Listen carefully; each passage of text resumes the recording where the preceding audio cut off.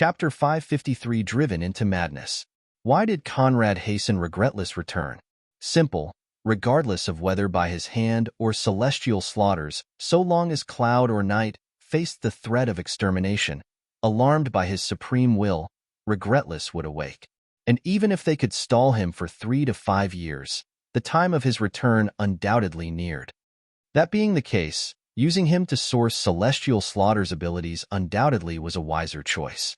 If knowing the enemy was the first rule of warfare, on the war for information, celestial slaughter currently held an indisputable advantage. They knew too little of him. With regretless, typical conceit, not putting celestial slaughter in his eyes was natural, but unfazed, celestial slaughter curled his lips into a smile. Regretless, trillions of years have passed, but you still maintain the same attitude. No, you've gotten even worse. At least in the past, when you navigated the Nether Realm's political sphere, you had a less straightforward nature to you. Ever the disappointment. I wonder what your slut mother would think of all this? Celestial slaughter quipped, nailing one of regretless sore spots and making his eyes go bloodshot. What? You don't like the slut mother part? You don't like the truth? How typical of overly devoted children. In my father's reign, your mother played the two Empyrean princes against one another, nearly ruining centuries of brotherhood before finally giving birth to you, this bastard child. If not for your uncanny resemblance to my crown prince, I would undoubtedly doubt your parentage. What a joke, that my foolish elder brother couldn't see through her wiles, and spent the entirety of his remaining years caring for the fruit of her treachery. No wonder the world named her divine enchantress. What a pity, what a joke, what a shame. Celestial slaughter scoffed, speaking words that were entirely false. However, no one besides him knew the truth of those past events. All who did no longer existed, and as regretless rage and indignation peaked, seeing him reach boiling point, celestial slaughter pursued. Actually, those are all lies. The truth is that Highest Dragon and Divine Enchantress were initially a couple, but as the only tribulation spirit available, I needed her to provide me with a child I could manipulate to my ends. Therefore, I forcefully took her before Highest Dragon. At the time, I'd already reached the primordial god rank while he still was at the overgod level. It was a one-sided thrashing, and he watched, helpless as I defiled his woman. Her cries still ring in my mind. As those words echoed, regretless eyes blanked, spreading wide alongside his lips. His battle will grew chaotic, and his entire body shook. I mean their cries, of course. I could have used my golden dragon rod to facilitate her subjugation, but I didn't. Highest Dragon tried very hard to restrain his pain, but couldn't. In the end, to reduce her sufferings, your mother had no choice but to accept a contract with me and give birth to you. Part of the deal was that I'd rewrite Highest Dragon's memories, which I did. After all, that elder brother of mine was a valuable official. How could I bear his loathing? A pity that once he transcended in truth and became a primordial, he regained all those pesky memories. Unfortunate, really, but luckily for me, knowing you only had him as support, knowing that without him backing you, your life would become a living hell, he had to bear the pain, to bear the shame, to bide his time while bearing it all, and never utter the tiniest word of complaint. How sorrowful, to think that it was your rash insurgence, and not this personal hatred that had caused him to raise his sword against me? How tragic. Child, you really did your imperial uncle wrong. Celestial slaughter sighed, and even as his words trailed, regretless teetered, on the verge of collapsing mid-air. And seeing that side of him, Conrad couldn't help but inwardly sigh. The current regretless was such a mess that, to say nothing of Conrad, any one of the Thonian dragon dukes could take control of his Tao heart and send him into perdition. Perhaps counting on him to source celestial slaughter was the mistake. But then he recalled the source of regretless strength, and his eyes contorted into a frown. Not right. What is the old goat trying to achieve by riling him up? Conrad wondered. Lies, lies, lees. Regretless snarled while clutching his head and sinking his nails into his flesh in a maddened frenzy. But what the onlookers couldn't feel was that alongside the anguish and rage, his strength soared unceasingly. It naturally isn't. I'm sure you could see it. That lingering pain in his eyes. The silent agony that made the suavest gentleman of the Empyrean become a secluded Taoist monk. How could you not see it? You just didn't want to. A man must face his demons to rise above himself. Highest Dragon faced them daily. How heroic. You should learn from him. Those words were the final straw, and the crimson of regretless irises spread to his sclera. In that instant, it was as if something inside him snapped, as if anguish and remorse broke a certain limit, then numbed all the rest. Like a drunken man, Regretless' head vacillated. He then stabilized, closed his eyes, and as he clenched his fists, an eerie red mist soared from his body, turning into a blood hurricane. Regretless' eyes opened wide, and as the full might of his cultivation erupted, all were startled to feel that with cultivation alone, he could suppress a supreme. For a perfect bridge, such a feat was entirely inconceivable. Ha ha ha, uncle, mother, I am not filial. I am not filial. But don't worry, in this era, I shall avenge this slight. Eowawarg. A majestic hurricane of a crimson aura high of 3 kilometers swirled around Regretless, making his strength rise no end while 3 suns appeared at his back. A crimson sun, a sky-blue sun, and a white sun. Even if I must use my life as the price, celestial slaughter, I will kill you. Innate skill, absolute dominion. Regretless bellowed, and shockingly, the very essence of the Tao shifted ownership, becoming his to with as his saw fit. Alongside it, the tribulations of all realms answered his command, while the lives, bloodline strength, and existences of trillions gathered to empower him. The sky darkened, shrouded with the sound of crackling lightning and thunderbolts. The ground heaved, the laws spiraled out of control, the 3 suns spread to form a triangle in space, stretching across hundreds of kilometers. Heavenly Demon Tablet. With Regretless command, his supreme artifact, a gray steel engraved with ancient red writings, appeared above his head. The tablet morphed, becoming a gray bow that dropped in Regretless' hands. As Regretless pulled the bowstrings, creating a crimson, white, and sky-blue arrow aimed at celestial slaughter and his forces, a dreadful pressure able to extinguish all existence rippled. With his wind-blown, sky-blue hair fluttering at his back, Regretless fired the arrow, that arrow all the ancients on the scene effortlessly recognized. When compared to the one that ended so many lives in the past, this one was in a completely different dimension, boasting a strength that could extinguish even a high supreme in one strike. True to his words, Regretless threw caution to the wind, imbuing the root of his infiniteness in the arrow to perish with celestial slaughter. But to the audience's shock, celestial slaughter didn't seek evasion. Better, he threw himself at the arrow, opened his mouth, and as gray winds unfurled from his form, he swallowed it whole. All the energies contained in that arrow swelled celestial slaughter's veins, strengthening his dreadful physique while enhancing his cultivation. With a whirl, celestial slaughter stabilized himself in the air, and as his golden eyes rose to meet Regretless, they sparked with amusement. Excellent move, my child. Alas, I am invulnerable. Chapter 554 Bloodline Transcendence. Before this eldritch scene, to say nothing of the others, even Regretless' eyes widened in disbelief.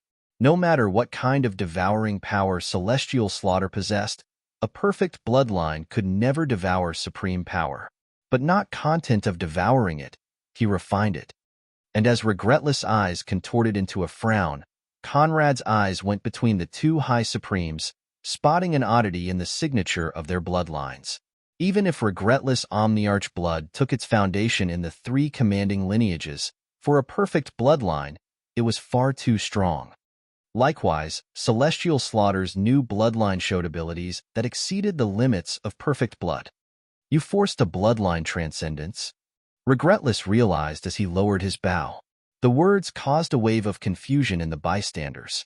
After all, there was no such thing as bloodline transcendence. However, Celestial Slaughter nodded in approval.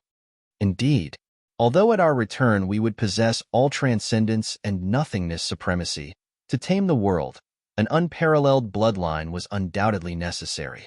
Our void dragon blood combines all transcendence, nothingness, and the Empyrean dragon lineage. Alone it is already an incomparable bloodline. But to bring it to the next level, we used all transcendence to forcefully shatter the limits, thereby creating a bloodline transcendence. Celestial Slaughter explained, making Regretless' frown grow deeper. In the past, knowing that his bloodline could not reach firmament level, Regretless opted for a new road and used all his means to force a fifth transcendence, bloodline transcendence. Never did he expect that Celestial Slaughter would achieve the same. Although their bloodlines weren't firmament level, the gap was marginal. Celestial Slaughter snapped his fingers, causing the Nirvana dust crown to drop on his head. Some people think themselves unique. They think that only they are capable of achieving peculiar feats. I do not. I existed before time and have seen the world unfold. I know that so long as the right conditions gather, all can achieve the same. Also, the main difference between you and I is not the wisdom, preparations, and intellect that completely leave you eclipsed. No, I raised you. You are my monkey, tailored to my needs from infancy to maturity. And no matter how the monkey struggles, he can't escape Buddha's palm. Celestial Slaughter quipped, using Regretless' past words against him. At the same time, his army of 100,000 primordials and hundreds of supremes made a formation around him. Is that so? I stand by my belief that supreme power renders all plotting meaningless. Regretless scoffed and stepped forward, vanishing to reappear within the sea of deities.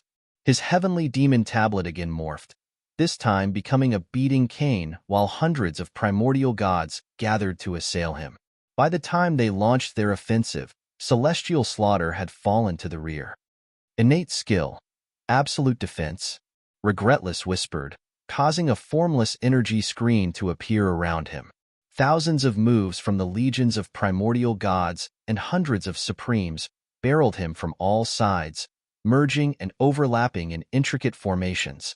But regardless of how dreadful their blows became, as long as they clashed with Regretless' absolute defense, they collapsed in light particles. Innate skill, absolute strength. Innate skill, absolute speed. Again, Regretless whispered, into the legions of primordials and supremes, became a gust of wind, an untraceable blur that beat them all to death with its cane. With every strike, a deity or supreme would burst into blood fog, obliterated from existence. Or so it should have been. Instead, they turned into light rays, rushing back into the Nirvana dust crown, and emerging as pristine as before. Instantly, Regretless realized that if he didn't destroy that crown, the fight would never see an end. But if a nothingness artifact was that easily destroyed, Celestial Slaughter wouldn't be here to begin with. And as if reading through Regretless' thoughts, the crown dived into Celestial Slaughter's head, vanishing within and becoming one with him. Innate skill, true void, Celestial Slaughter exclaimed, releasing a debilitating force that contended with Regretless' absolute attributes. Although he couldn't entirely suppress them, Regretless instantly found himself unable to showcase his full strength. At that time, Regretless threw his cane, but as it returned to the initial tablet form, it released a red protective sphere that forced all foes backward, while resisting Celestial Slaughter's true void. Innate skill, tribulation manipulation. Regretless aimed his right hand toward the sky, causing the Thonian realm's black lightning to tumble in millions of dark thunderbolts. By the time the grumble of the Thonian lightning tore their minds, the legions of deities and supremes found themselves burning from the lightning strikes. Innate skill, essence ma. Regretless began while raising his hand, but before he could finish his move, bang, a punch bashed his skull in, sending him tumbling toward the ground. Regretless didn't have the time to wonder why his tablet's screen lost effect, that a kick met his dropping form, striking him right in the face. But that merely was the beginning. With a relentless succession of kicks, the figure trampled Regretless' face, remodeling it while booting him toward the ground. But while blood gushed from his face, Regretless released a low growl, and the last kick met an unbreakable barrier. Negation. A voice echoed, the barrier collapsed, and the kick carried on unimpeded, smashing Regretless' jaw and sending him spiraling leftward. By the time Regretless stabilized himself, he was startled to see that the one standing before him was not Celestial Slaughter, but an icy blue-eyed man wielding an obsidian sword. As the man's gaze locked his, Regretless' face twisted in rage. "Dragon Warden, how dare you?" Regretless snarled while his face slowly healed from Conrad's thrashing. In every one of his kicks, Conrad released relentless negation energies that made Regretless' usual instantaneous healing painfully slow.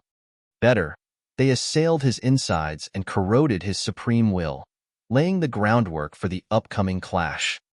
Had fun? MHM? Regretless, just because I didn't instantly boot your ugly ass, you think you can freely run amok? Even going as far as using my Thonian tribulations? The gals. The nerve. Since you've chosen to deliver yourself, we might as well use the opportunity to settle old scores. Conrad declared while bending his sword in a battle stance. The 60 broken locks of his forbidden physiques kicked into gear, warning Regretless that Conrad's current abilities had already reached high supreme tier. Worse, from his body, Regretless could feel a supreme will unfurling, marking Conrad as supreme. Although his current cultivation didn't stand out, his strength no longer was something Regretless could look down on. However, as killing intent surged from Conrad and locked him from all sides, confusion crept into Regretless' eyes. To say nothing of him, even the likes of Verena, Else, Celine, Gulistan, and Yvonne all frowned. "Conrad, are you out of your mind? Celestial Slaughter is the #1 enemy. After killing him, can't we kill one another? Why bear your sword at Regretless at this critical juncture?" Cloud snarled, unable to comprehend what went on in the usually so clever Conrad. And indeed, those were the thoughts swirling in even Conrad's consorts' minds. Though mighty, Regretless was undoubtedly not as threatening as Celestial Slaughter. For the sake of peaceful nights, destroying that creature was a priority. Why then did Conrad completely ignore him to target Regretless?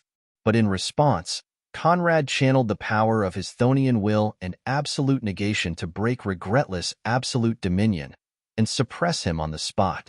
The killing intent around him surged alongside black mist as he locked his murderous eyes on Regretless.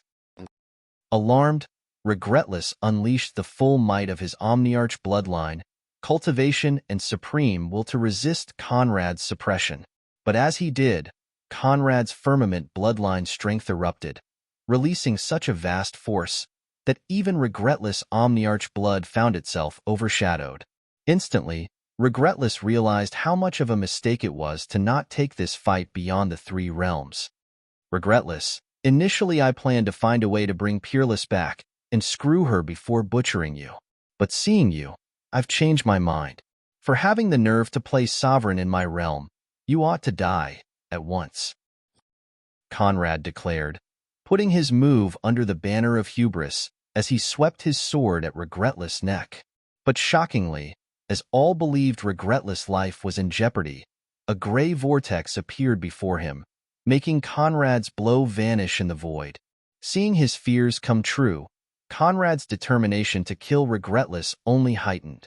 However, that gray vortex, Celestial Slaughter's move, soon proved unnecessary. Bang! As his fury and might soared alongside one another, Regretless stretched out his arms, resisting his shackles to contend with Conrad. And while his loathed brother's blade offensive approached him, Regretless only had one thing to say: impudence. Chapter 555 Peace Treaty. The sight of Conrad's blade cleaving its way toward his neck gave Regretless no time to idle, and he made his move. Shifting Void Step. Demonstrating a mastery of the shifting void step that left Sakura in shame, Regretless dispersed his presence too, just like a nothingness supreme, exist in every point of space, thereby achieving quasi-omnipresence. But if to others that ability proved an insurmountable headache, before Conrad, it held little meaning. God executing immortal art, first form, omnidimensional slash. Conrad whispered as he swept his sword in a horizontal slash, unleashing a formless sword force that hacked through all corners, spots, and things in space.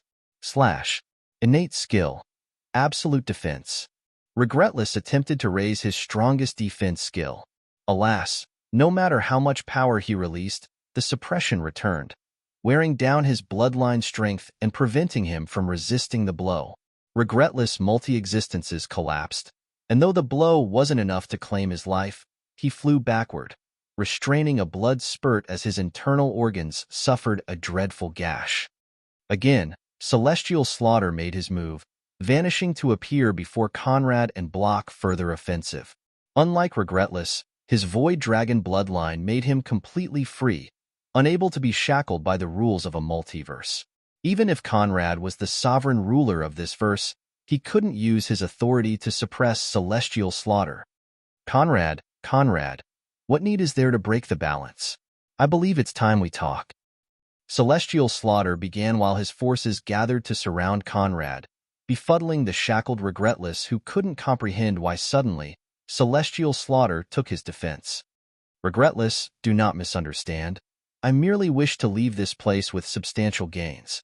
To that end, I need the three of us alive. Celestial slaughter pursued, and though Conrad inwardly sneered, he let nothing transpire on his face. Oh, and what gains would those be? Conrad inquired, and in response, celestial slaughter waved his hand, causing a miniature map of the Omniverse to appear within the sky. The three of us stand at the pinnacle of the Omniverse, unmatched by anyone besides ourselves. However, we're not quite equal. Regretless, though in terms of pure strength you surpass us both, you lack an impregnable stronghold. Just like you've just seen, in Conrad's domain, your life is hard to preserve. Conrad, I must admit that with strength alone, I cannot suppress you. After all, you're not only all-transcendent, but possess a firmament bloodline and 60 broken forbidden locks. Although your cultivation is still deficient, if it came to blows my odds aren't that favorable. Alas, I am invulnerable, free, and unfettered. You can't kill me. You can't bind me. What use is there in being stronger?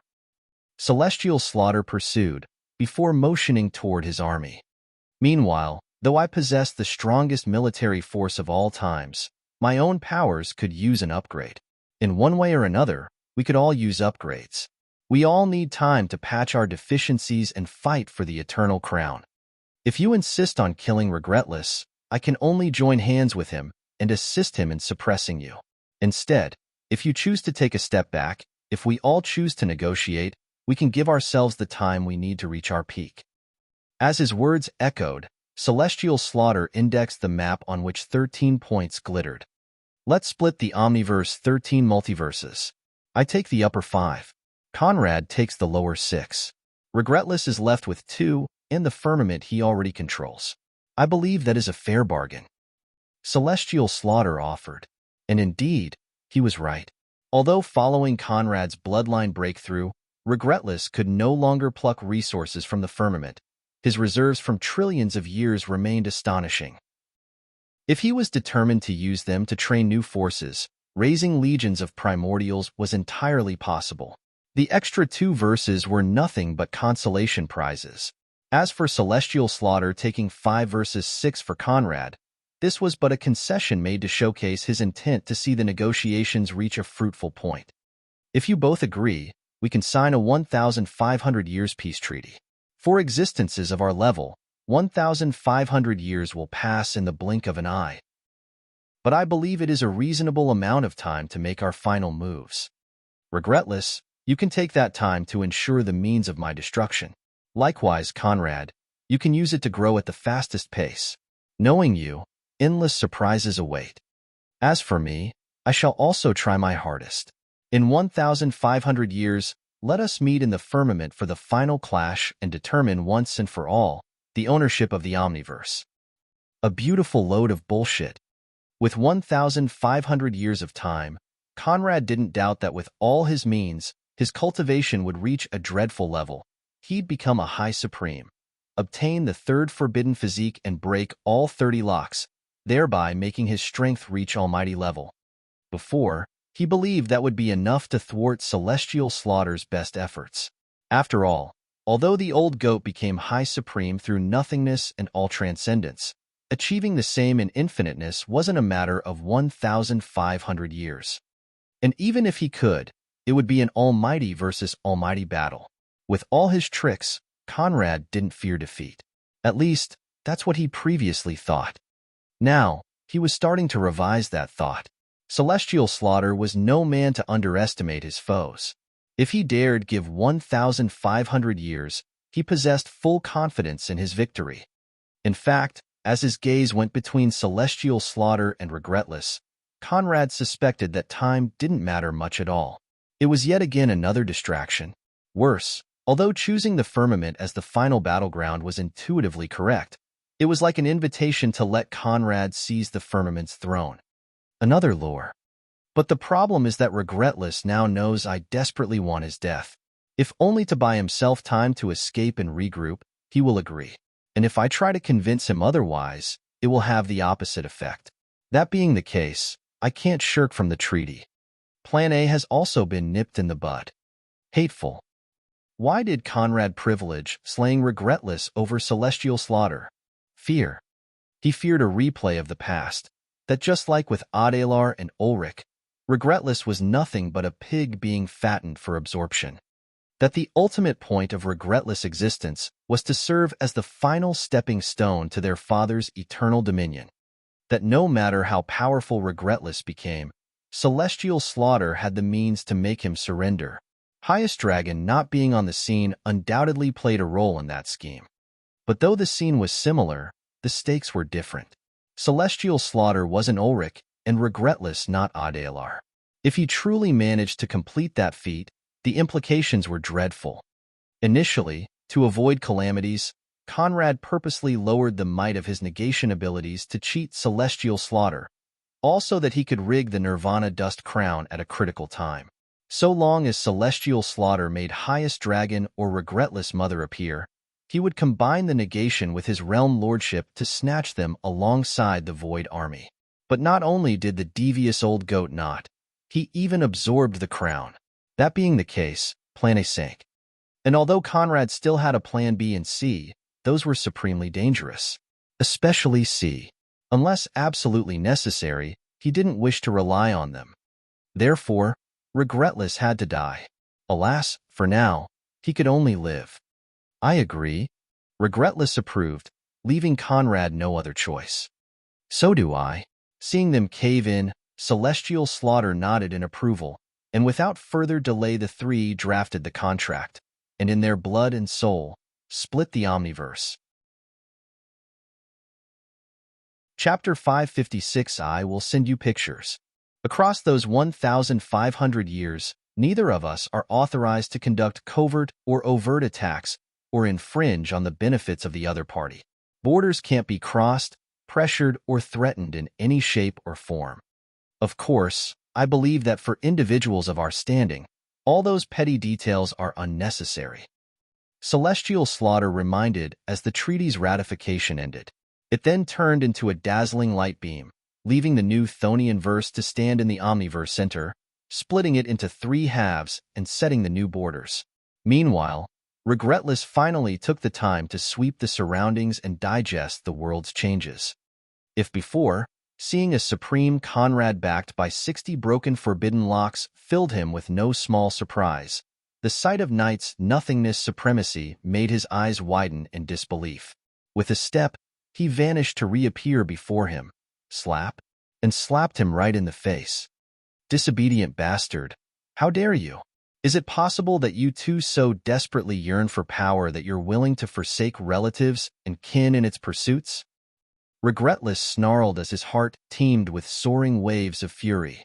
Alas, even as his rotating body stabilized in the sky, Knight gave no reply, merely keeping his eyes closed and his head lowered.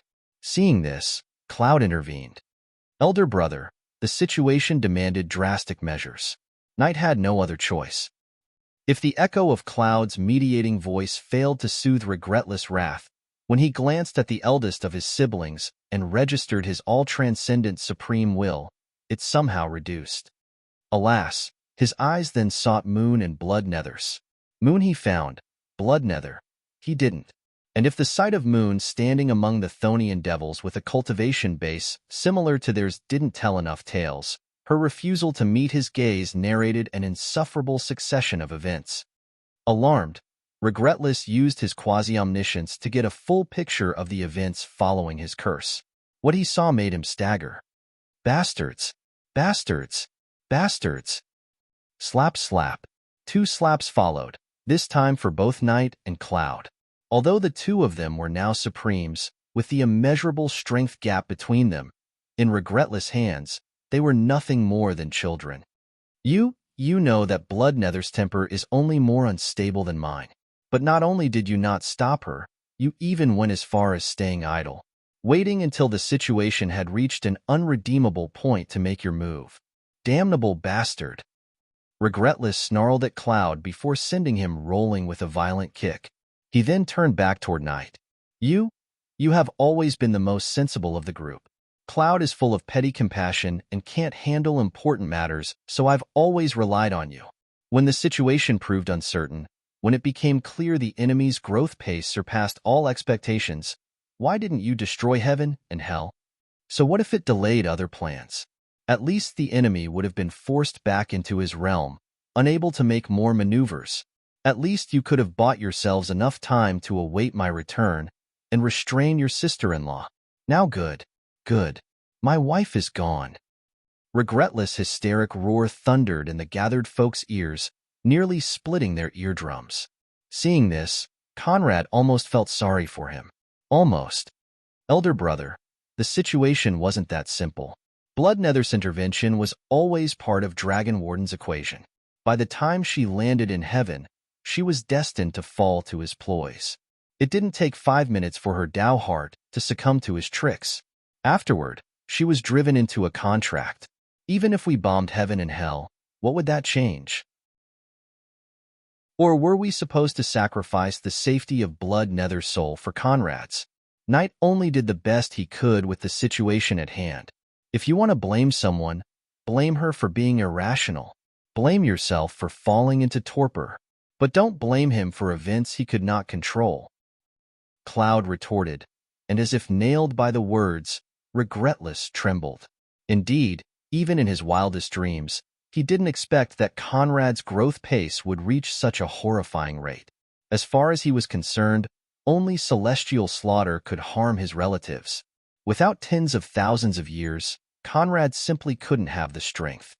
How wrong was he proven? With a sigh, Regretless turned, sweeping the scene to lock eyes on Moon. Now it was her turn to face her brother's outburst.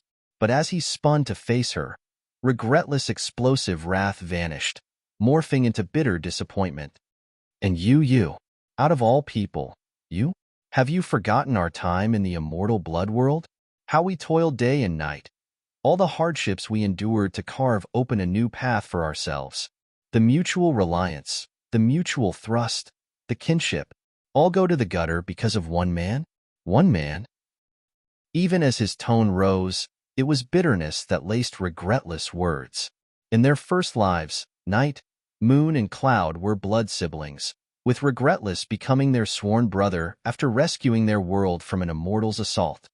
In the second, however, while Night and Cloud still were blood brothers, Moon no longer had any blood tie to them. From that point on, she was Regretless' blood sister. The two not only had the sworn sibling ties of their first life, but the blood ties of the second. Calling her his most beloved relative was no exaggeration. What did he loathe the most? Betrayal. And to him, this was the worst possible betrayal, making Peerless' past sword thrust seem not worth mentioning. However, oddly, Regretless didn't realize that by uttering those words alone, he had no qualifications to condemn his past love. But as Regretless' bitter, inquisitive gaze nailed her, Moon first lowered her head and clenched her trembling fists.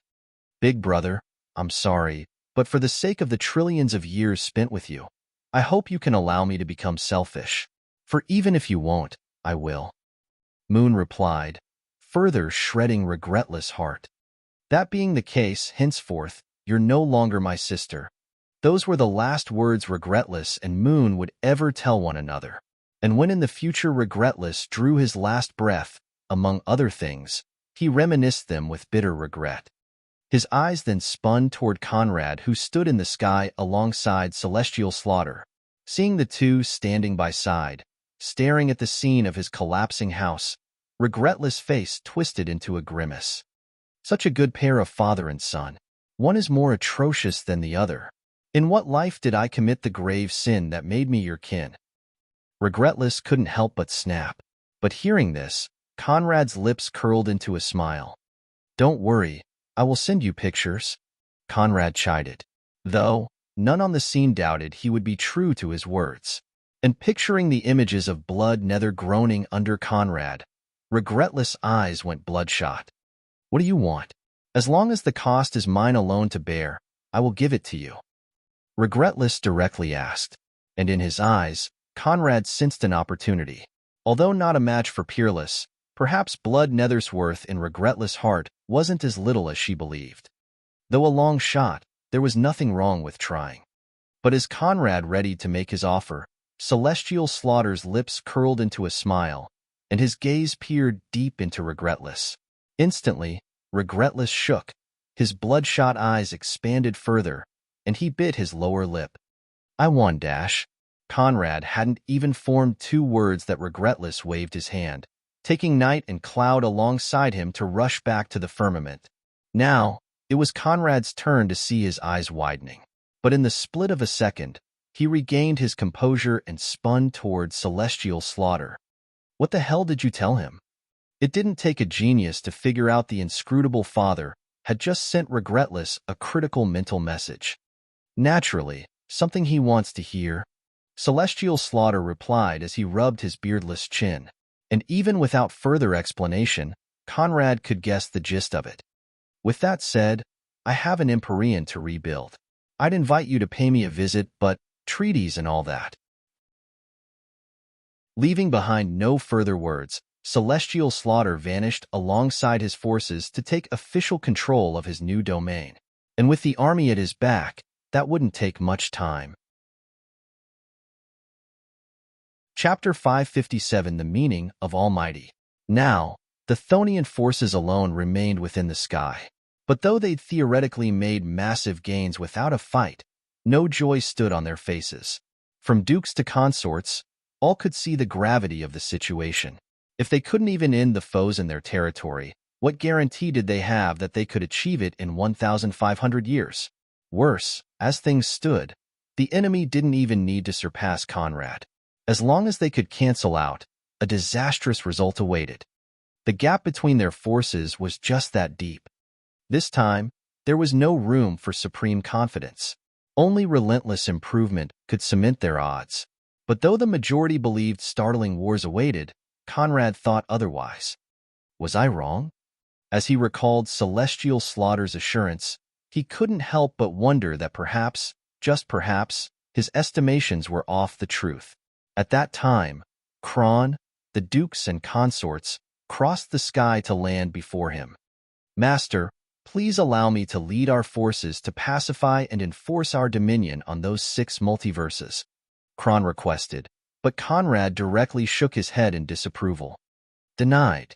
Although the verse masters each at least possess an early-stage primordial god-level cultivation base, to tame them, you are not necessary. The 12 Dragon Dukes shall lead the legions in this task. This can also serve as training. Split into 6 armies of 25,000 legionaries and 500,000 devil puppets, led by 2 dukes each. Kron can oversee the progress from a distance. I give you 3 years to end all conflicts and install governments loyal only to me. Follow the Chthonian realm system. Later on, I shall devour all their realm wills. Conrad ordered, and instantly, the dukes bowed in approval. As you command, your majesty. Not wasting a second, the dukes gathered their forces, and using coordinates provided by Conrad, led a 3. 15 million man strong army to conquer the 6 primeval verses. Meanwhile, alongside his consorts, Conrad returned to the Myriad Dreams Valley, his stronghold within the former celestial realm. On the road back, he didn't forget to pocket the warden. In the Valley Lord's Hall, he sat on his throne, with the others forming a line before him. In another situation, Conrad's priority would have been to pull Yvonne in his arms. But in that precise moment, he couldn't muster the thought. And on the scene, there wasn't one person that couldn't see the worry on his face. Although taller, no, celestial slaughter appears inscrutable, although he only has infiniteness left to master, even if he could become almighty. And that's a big if. As long as you can obtain the third forbidden physique and break all the locks, what is there to fear? You will have almighty supreme level strength plus your firmament bloodline and bridge. On cultivation alone, no one knows how far you can go. Let's not even mention that you already reached profound infiniteness insight. With your means, becoming a high supreme is just around the corner. Gulistan began, unable to grasp the roots of Conrad's fears. For those of them that understood his means, they didn't doubt that among the 3 leaders, even if he didn't win, he absolutely couldn't lose. What method did celestial slaughter have to make up for all those gaps? The Devil Monarch realm is the penultimate realm. At the early stage, I will match the peak stage primordial god rank. At the mid stage, I will match the supreme level. At the late stage, high supreme. At the peak, beyond high supreme, but below almighty. Let's call it quasi-almighty. Although I can't yet envision how to create the final realm, with such strength combined with all the rest, who need I fear? It is rational, logical, simply straightforward. And that's the problem. Conrad replied, while resting his cheek on his fist. The Dharma Lord has been watching me from the start. He was there when I embarked on the road of supremacy. There, when I forged my bridge. What he knows, celestial slaughter knows. With his intellect, how can he not put 2 and 2 and realize that such a long truce gives me ample time to crush him? He knows, yet dares propose it, which means that he has nothing to fear. Conrad pursued, awakening his consorts to the realities of the situation. His eyes then shifted toward Kron. Kron, strike me with your all-transcendence. I will resist with my absolute negation physique. Conrad ordered. Although Kron didn't have access to physique abilities, when Conrad became supreme, so did he. Therefore, all-transcendence was something he could also call upon. And while he didn't understand the reason behind Conrad's order, he needed not. Instantly, Kron stepped forward, releasing the full might of his supreme will in one palm strike. Without rising from his throne, Conrad unleashed 30 forbidden locks that rippled with negation power. Negation, Conrad uttered, and Kron's all-transcendent palm strike collided with a negation wall that constrained his offensive.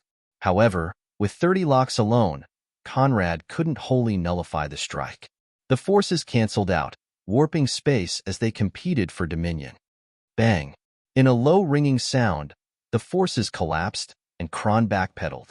Conrad, however, remained still on his throne. Point proven. There is no strength difference between 30 broken locks and the supreme level. I can also affirm that there is no difference between 60 and high supreme level. However, as Conrad's words trailed, his consorts finally realized the source of his worries. The same might not be true for an almighty supreme. Else chimed in, pulling an approving nod from Conrad. Right, I reckon that an almighty supreme cannot be defeated by anyone besides the firmament's sovereign. Perhaps that is the true meaning of almighty. And if that is correct, regardless of how strong I become, celestial slaughter only needs to grab sublime infiniteness insight, and no matter what I do, I can only lose. Conrad hypothesized. That being the case, the race is not so simply about strength. The true target is the firmament's throne. Yet, knowing that, he still chose it for the final battle? I'm afraid he has already made plans to ensure I can never get it. And I believe the critical point in this game is regretless. Whoever can control him is whoever wins. And on that topic, I just lost. No, I lost trillions of years ago. And since seizing wasn't viable, there were only two options left. As Conrad's words echoed, celestial slaughter took office in his new capital, a world that he morphed into the past Empyrean. Everything was the same, from the tiniest street to the imperial palace. There, celestial slaughter walked into the throne room, with the new Asmodeus at his right and Dragon Dark at his left. But while Asmodeus' eyes only showed the same blind loyalty as all the rest, Dragon Dark's brimmed with life. "Ah, it feels good to be back. Imperial Mother, don't you agree?" Dragon Dark asked with a low sigh while stretching like a man awakening from eons of slumber. However, no answer came from Asmodeus' lips. Only celestial slaughter could prompt words from her. Seeing this, Dragon Dark no longer paid her attention. Of the reincarnated experts, only he got to keep his original will. The rest were puppets of celestial slaughters. And though in the past, he was exceedingly close to his mother, discarding her for his father's favor was a decision that required no effort. Dragon Dark, because in the past you willingly perished for plans you knew nothing of, despite all your flaws, I gave you preferential treatment. Now, I hope that all those samsaras, especially the time spent as Malcolm in your elder brother's service, helped you mature. Though at the end of this game you shall be the only son left by my side. If you fail to live up to my expectations, I won't mind removing your free will." Celestial Slaughter declared as they reached the throne stairs. There, the other two stopped, and he alone walked toward the throne, taking his rightful sit on it. "Imperial Father, have no fear. That Malcolm was only a sliver of me. I've long since learned to curb my past flaws. Serving you to the best of my abilities is my only aspiration." Dragon Dark replied with a sincere bow. "Good boy. A pity that your elder brother lost his filial piety. Henceforth, you are the crown prince." Hearing this, Dragon Dark went wild with joy and dropped on his knees. "Thank you, Imperial Father." Though the position of eternal crown prince was a ludicrous concept, as far as Dragon Dark was concerned, it was a proof of acknowledgement and value. How could he not relish? With a nod, Celestial Slaughter waved his hand, making two dormant figures appear in the throne room, floating before his eyes. Seeing them, Dragon Dark couldn't restrain his smile. "However, your eldest brother is ultimately the most filial. Highest Dragon didn't raise him in vain," Celestial Slaughter remarked, and Dragon Dark couldn't help but agree. Chapter 558 End of Brotherhood. Meanwhile, in the firmament, Regretless stood with Night and Cloud by his side.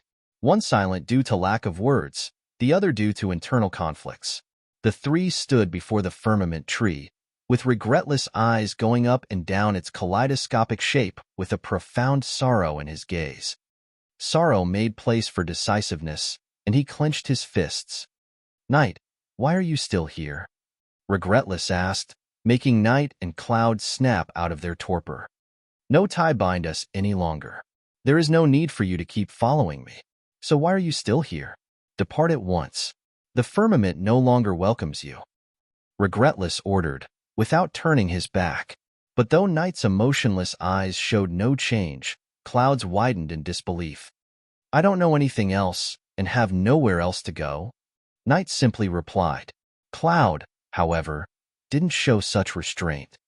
"Elder brother, how can you speak such words? Just because Night is no longer the same, you're going to abandon him?" Cloud snarled, unable to believe those words. Still, Night remained practical. "It indeed makes no sense for me to remain. Very well, the Omniverse is vast. Perhaps it is now time I learn about its lives to break my shackles and become a High Supreme." Night reasoned and turned heels, vanishing in a deadening force as he departed from the firmament. But even as his form dissipated, Regretless voice echoed in his mind. "The proper road to becoming almighty starts with nothingness, follows with infiniteness, and ends with all transcendence. Since you reached sublime nothingness insight first, although your talent is limited, you still have a chance. Do not pursue life transcendence, first seek the road to infiniteness. If one day you can reach sublime insight, then becoming almighty isn't impossible." Those were the last words Regretless would ever speak tonight. Now, only Cloud remained behind. You think this is just about night? I've grown sick of all of you. All born traitors. All unreliable. What use is there in keeping you? I want you out of my sight. Regretless snapped, yet still didn't turn to face the confused Cloud. I don't believe. You must. Isn't Conrad your sworn brother? In those difficult times, he will surely welcome a supreme retainer. Go join him. Go join Blood Nether and Moon, or wander indefinitely for all I care. Henceforth, you and I have no ties. Regretless cut, leaving Cloud no room to question his will. Still, Cloud couldn't accept this. No. The more Regretless spoke, the more he felt something amiss. It was almost as if Regretless was making preparations for his funerals. Elder brother, even if the Omniverse turns its back at you, I will never abandon you. In life or in death, I must stay with you. As his words echoed, there was no hint of hesitation in Cloud's eyes. He stood straight like an arrow, unwilling to back down from the violent winds Regretless words heralded. For a second, Regretless lips curled into a smile, but still, he didn't soften. That being the case, you leave me no choice. Innate skill, Omniarch will. With those words, Cloud lost control of his very essence, becoming powerless before Regretless will. Cloud, I command you to let go of me, to let go of our past and ties, and never again see me as your brother. We have no ties, we have no bonds. You are free to roam the world as you see fit, to wander indefinitely.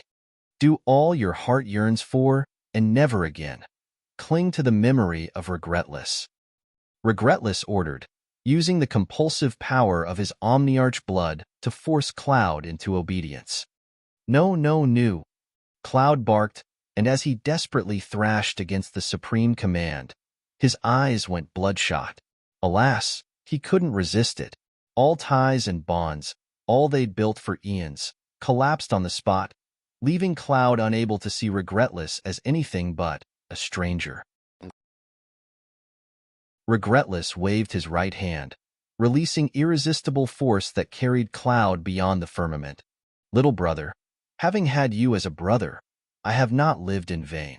But if I don't do this, you'll seek revenge. And that I can't bear.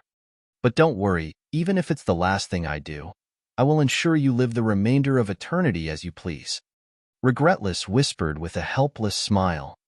I am not suited to be a cultivator, not suited to be a father, not suited to be a ruler. Imperial father, you want?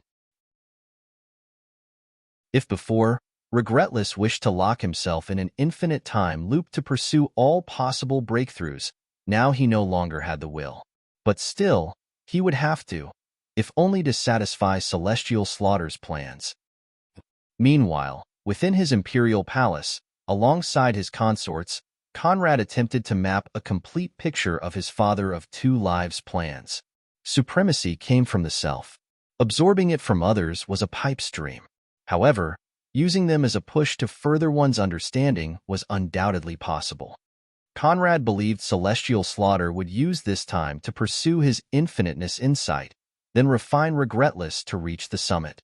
As for how he could get his sworn enemy to become that obedient, for him who most likely had his hands on Highest Dragon and Regretless Mother, wasn't that simplicity itself? What was the best way to tame an incorruptible man? Force him into debt, inflate it to the point where death or redemption are his only options, then give him a road to salvation. This was exactly what Celestial Slaughter did. And knowing Regretless, Conrad didn't doubt that if the choice was between his life and those two's, he'd choose them without a second thought. That being the case, unless he could snatch them from Celestial Slaughter's hands, attempting to stop the upcoming events was impossible. Actually, the situation isn't that complicated. Else began as she stepped forward. Celestial Slaughter knows you will seek the firmament's throne and is undoubtedly ready to thwart that plan. Worse, you have no idea of what seizing the firmament's throne truly entails, but he probably does. That being the case, do not. Instead of chasing that throne, chase his plan. When you step into the firmament, divert their attention toward the throne and seek Regretless instead. Directly kill or refine him, then even if you can't kill Celestial Slaughter, he can't use him against you. Afterward, you can deal with that headache with more assurance. Else proposed, making the others nod in approval. Outwardly, Conrad agreed. I'd already considered that option. However, that void dragon blood is remarkably elusive. Hopefully, the third forbidden physique will be enough to restrain it. Kron, I will give you the target's position. Bring him to me. Initially, those were the gists of Conrad's Plan B, but now he no longer put any hope on it. Only Plan C could bring them victory. Meanwhile, Kron bowed in approval. At once, Conrad then imprinted the coordinates into his mind, and Kron vanished to seize the last forbidden physique owner. The imperial family dispersed, leaving Conrad alone in his throne room. Celestial Slaughter possesses more than one infiniteness supreme by his side. If it's just about using them as food to further his own understanding, why would he focus solely on Regretless? This is the Omniverse most ancient existence we're talking about. One who's been scheming against the world from before it was even fully formed, aware of secrets no one else possesses. Your thoughts are too simple. All stand on his chessboard. To win, we first need to step out of it. Conrad whispered. Celestial Slaughter's cunning made the likes of Adalar and Surya look like misbehaving toddlers. For once, Conrad was forced to admit he'd clashed with a maze he couldn't entirely see through. Otherwise, he'd never resort to a plan that made a gamble out of his own life. With a sigh, Conrad stood up, diving into his chambers where a guest and prisoner awaited. The warden, sitting cross-legged in meditation, and Blood Nether blindfolded and bound on his bed. With her soul in Conrad's hands, she had no means to struggle against those chains. Still, the unconcealed clatter of his footsteps alerted her to his presence. Dragon Warden, damnable bastard, if you have the gals, remove my chains. Blood Nether snarled, making Conrad roll his eyes. Chapter 559, Plucking the Thorns Part 1. Blood Nether, even at this juncture, you still don't accept the impossibility of your situation? I don't know if I should call you foolish or foolhardy. Conrad began as he stepped toward the bed. Before this scene, the warden maintained her silence. What would you do if I removed the chains? Ask for another beating? Or is that how you like it? Conrad inquired, making the fuming Blood Nether's veins bulge further. If the magistral defeat she'd suffered at Conrad's hands remained fresh in her mind, she'd not witnessed the following battle. Of course, it didn't take a genius to figure out that if Conrad still stood, Knight's plan met failure. The exact details, however, eluded her. Not that it mattered. Even if you have my soul, even if you rewire me, regret dash. The rattle of Blood Nether's words met an abrupt end when Conrad's right palm clutched her lips. Shush. Your husband just turned into a living corpse, resuming his eternal fate as a puppet. He got no time for you, Conrad stated, speaking words that filled Blood Nether with confusion. Her eyes narrowed at Conrad, seeking the lies hiding in his hues. However, for once he seemed entirely straightforward. You don't believe me? Doesn't matter, really. Instead of doing the world a favor and jump off a bridge, your dimwit of a husband chose to bend over and get raped by the enemy. How hateful. While the good people of the Omniverse are awaiting my eternal rule, you fucktwits keep delaying the times of eternal bliss. Do you know how many men still need green hats? And how many women warm embraces? Can you fathom the damage you've caused? MHM? MHM? No? Can't say anything? How hateful. Conrad snarled with his hands swaying in erratic gestures, forcing the warden out of meditation and Blood Nether to blink in disbelief. Both stared at him with glaring incredulity, wondering if the profane prince had gone mad from pressure. Now I have a belly full of anger, no way to vent it, and you still have the gals to give me attitude? Good. Very good. Warden, spanking paddle, Conrad ordered, startling the warden who, for a second, failed to process the words. Come again? She stammered, unable to believe Conrad's order was truly aimed at her. His following words broke all confusion. Middle commode, rightmost drawer from top to bottom. Or what? Have you seen a second warden here? And if you say dragon warden, I will spank the nun out of you. Now convinced that Conrad had indeed gone mad, for the sake of her buttock's safety, the warden didn't dare delay and rushed toward the commode, pulling open the pinpointed drawer to reveal an assortment of eldritch devices that made her shiver in fright. For a second, she was forced to stop and wonder in what kind of decadent play Conrad and his consorts indulged in. Then she recalled that the Thonian realm hailed him as the Profane Prince, and she no longer dared think further. Seizing the spanking paddle, the warden brought it before Conrad, chanting a mantra with a prayer bead in her left hand, while the right extended the devious device at its owner. Seeing this, Conrad's eyes narrowed. "What are you giving it to me for? You're the one doing the spanking," Conrad exclaimed, then loosened the naked blood nether's chains to spin her on her front. But even as her toned but faced Conrad and the bewildered warden, she didn't have the time to feel ashamed. "Conrad, are you out of your mind? Stop this at once." Blood nether roared in indignation. But though the warden didn't wish to show verbal support, she unwittingly nodded in approval. "Out of my mind? I have never seen things more clearly. Even if your whole family's brains have been kicked by donkeys in infancy, how dare you create trouble for me? The nerve! To say nothing of you, when Regretless kicks them out, and he will, I will have Cloud and Night captured, hung upside down, and spanked before the populace.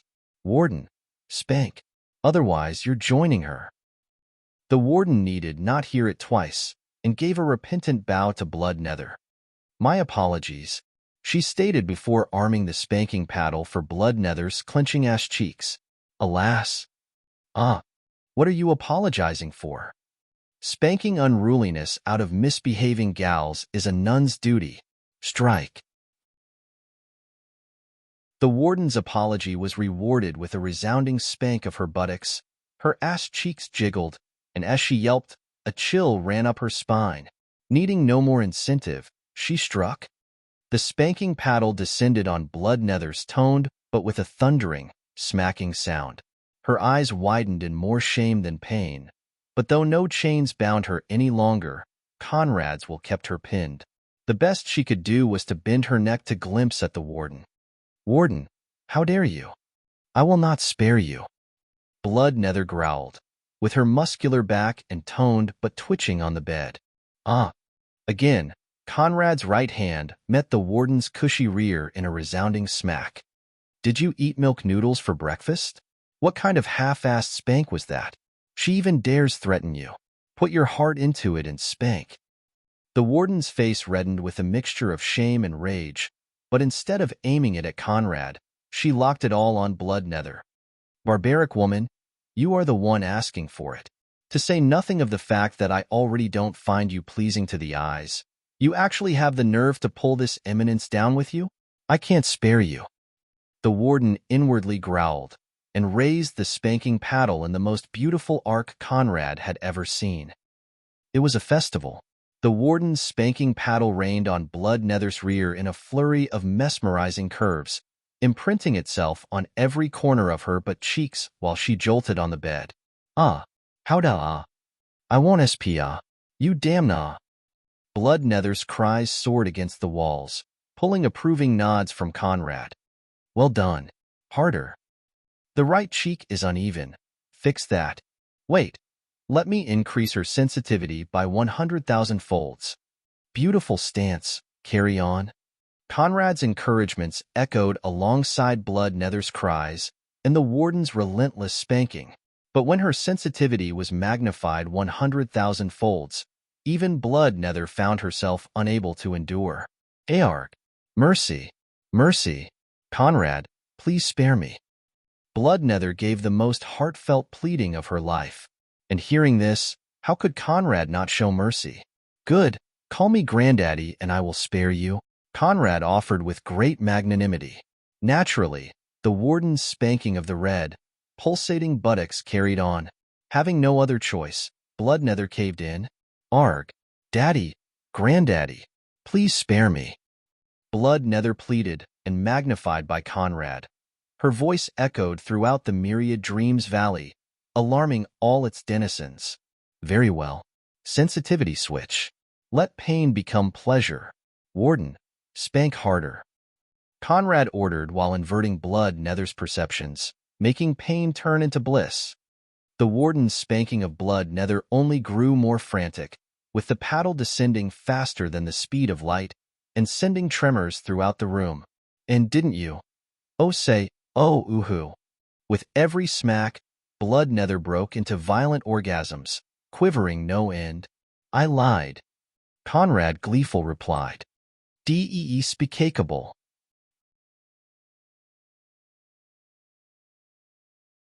Chapter 560 When Love Still Breathes.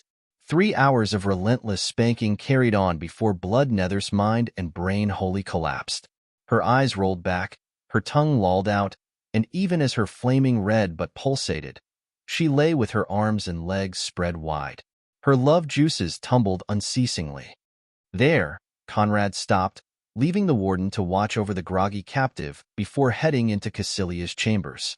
Following the absorption attempt, she remained in that same torpor, unable to wake up. Oddly, Yvonne stood before her. Oddly because the two had never met beforehand. With no ties binding them, curiosity aside, there wasn't any reason for Yvonne to watch over her. Still, she did. And in her emerald eyes, complex emotions intertwined. Watching over the competition, Conrad jested as he stepped into the room. Though she didn't turn to face him, Yvonne's lips curled into a lopsided smirk. Is she qualified? Perhaps throughout all realms, only Yvonne could utter such words, speaking with a confidence that made them sound so natural. The arrogance. This is my one and only disciple we're talking about. Are you truly not afraid that she'll one day take over your seat? Conrad whispered as he stepped toward Yvonne, stopping at her back and extending his arms toward her willow waist. As he pulled her into his embrace, the sensation of her warmth meshing with his numbed his mind, and for an instant, Conrad just stood there, with his chin resting on Yvonne's right shoulder while his head nestled against hers. In silence, they rubbed head, closing their eyes to relish in the instant. Alongside the gentle kiss of their temples, their smiles grew brighter. In contrast, Conrad's hands tightened around Yvonne's waist, mixing gentleness and insistence as if telling her that he couldn't bear not having her by his side. Although for cultivators of their caliber, 3 months were no different from a second, it was a second too much. And the silent crumbling of Yvonne in Conrad's tightening grasp said the same.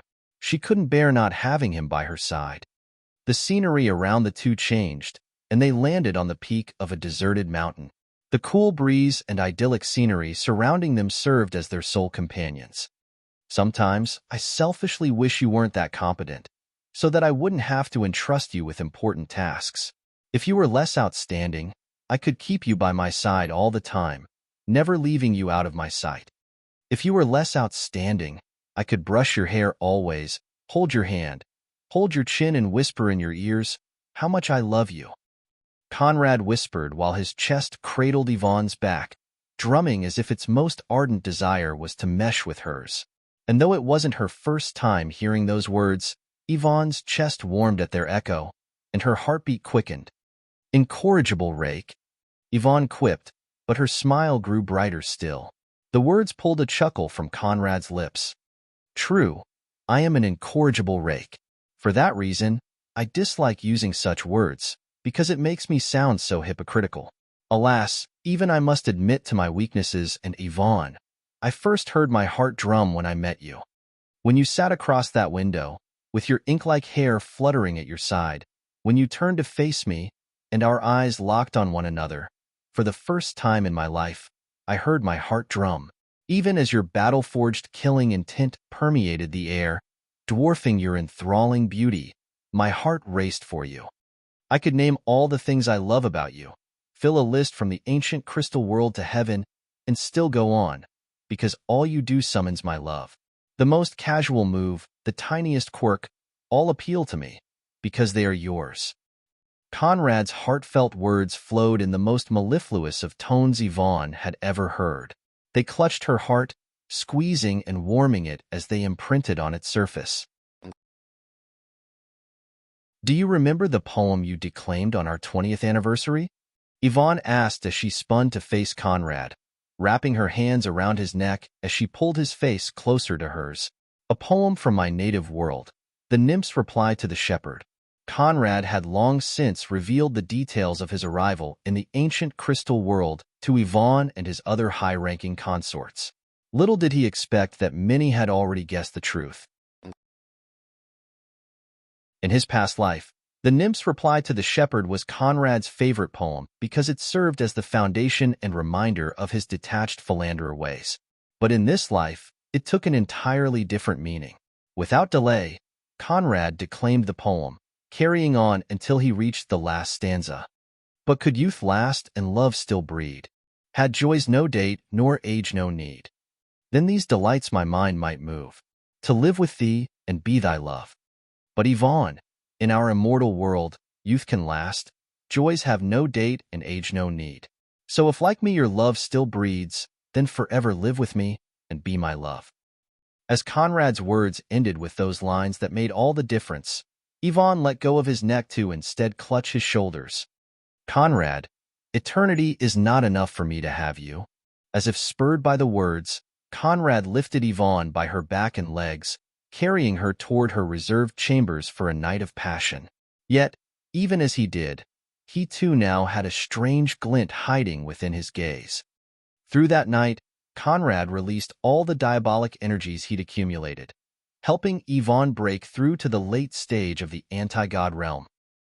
Meanwhile, within the new Empyrean palace, Celestial Slaughter sat on his throne with his eyes shut close. They then opened wide. "Conrad, why do you not respect your father's teachings?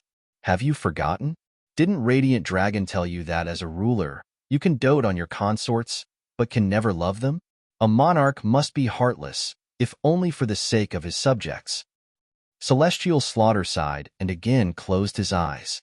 While the three souls merged into one, it was Tauritha's mind that dominated the body, for he was the present. But though he no longer had any emotions, though he lived for conquest, a part of him wondered what lay beyond eternal dominion. The void of his blood, or the void of his soul.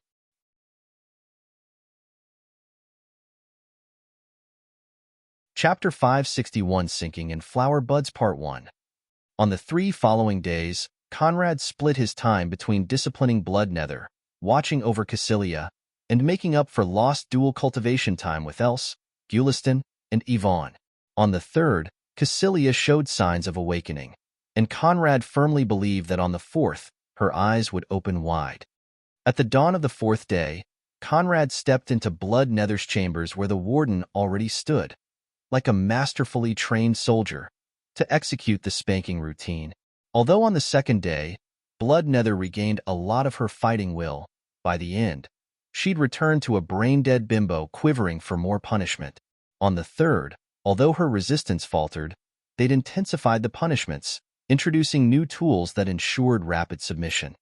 Now on the 4th, as Conrad walked into the room with Moon at his right, to say nothing of resistance, it was with a great show of willpower that Blood Nether wasn't wiggling her but for punishment. Still, unwittingly she lifted up her toned butt, letting it stick out in a provocative fashion. "Moon, see how docile she became. Your sister-in-law was just in need of some incentive. Now that we've cemented our master-servant relationship, she doesn't even need my command to stick out her rear. Now, this is what I call a success." Conrad began as the two stepped toward Blood Nether, and hearing this, the bellicose woman trembled in shame, debating if she should straighten her posture or not. If she did, she admitted guilt. If she didn't, she gave a free show. Torn between the two options, Blood Nether stood still, trembling every now and then. And so low had she fallen that Moon's presence on the scene didn't cause many ripples in her flustered heart. Fortunately for her, Moon didn't add insult to injury. With a smile, Conrad stopped before the throne-like seat prepared for him and lounged within. Moon knelt at his right, laying her crossed arms on his thigh, while their gazes locked on the now trembling Blood Nether. "Warden, you can drop the paddle. This day isn't about the rebellious captive. There are many things you ought to learn, things that Moon here will teach you. Conrad's words startled both the warden and the bound Blood Nether. Blood Nether more so, for she could no longer fathom a day starting without some relentless spanking. And instead of feeling waves of relief, a gulf of emptiness opened in her chest, spreading throughout her body as the maid-turned-nun took wobbling steps toward her infernal boss. And what would those be? The warden asked beside herself. Across those days, Blood Nether wasn't the only one receiving critical training.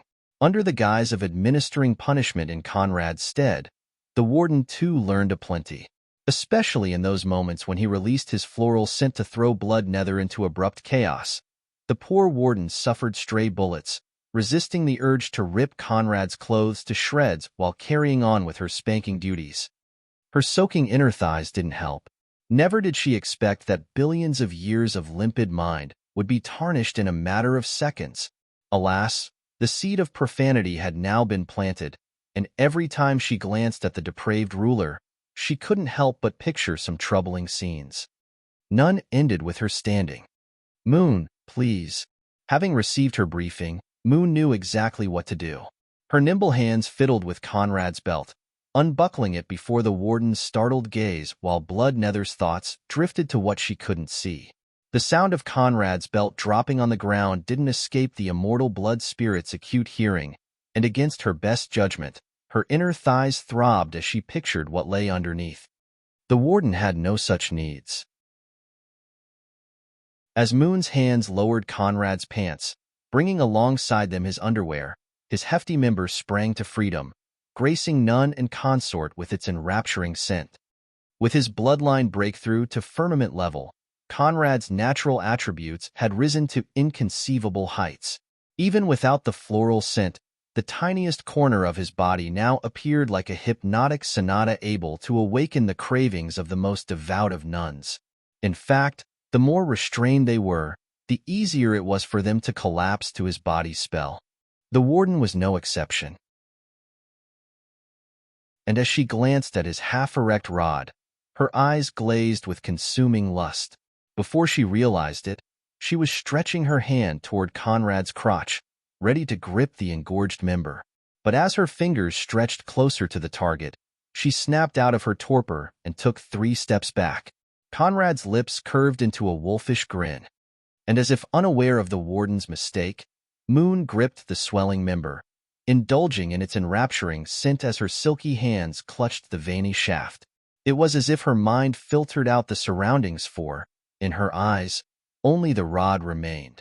Her hands trailed across the sides, tracing the contours of Conrad's veiny shaft as her lips lowered on the tip and gave it a gentle kiss.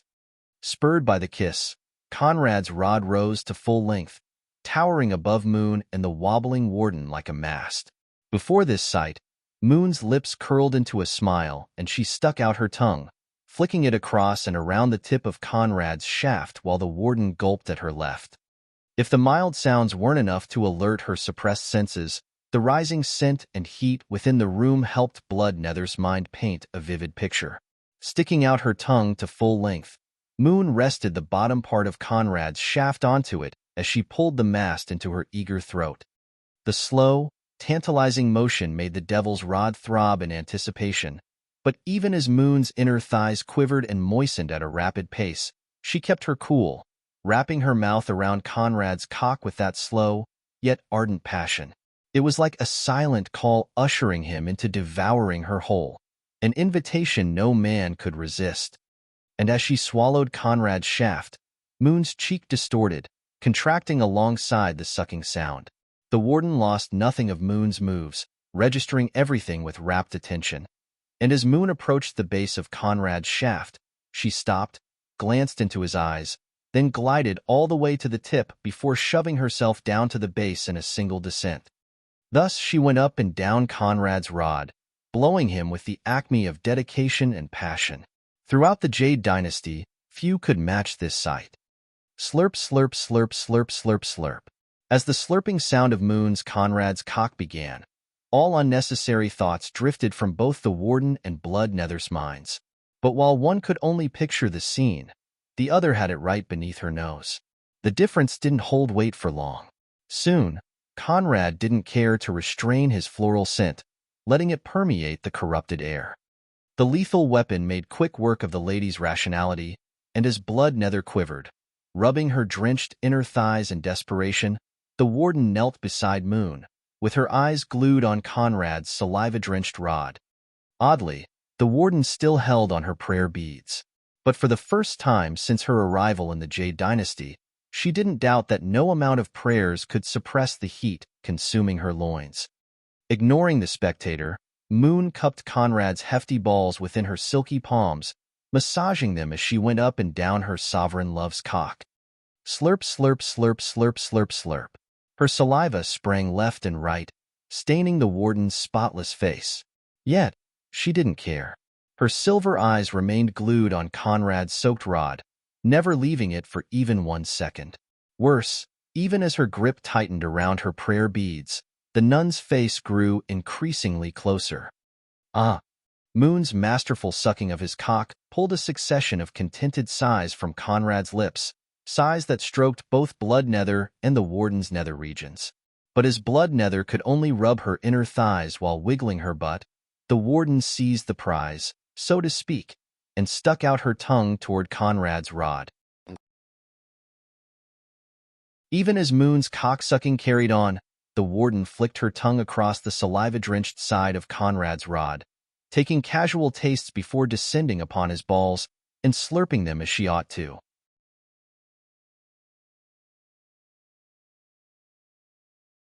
Chapter 562, Sinking in Flower Buds Part 2. Assailed by his nun and consort, Conrad had no room for respite. And as blood nether single-handedly made a mess of her bed, consort and nun made a mess of Conrad's throne. Moon's crotchless panties covered nothing, letting her love juices drip unceasingly.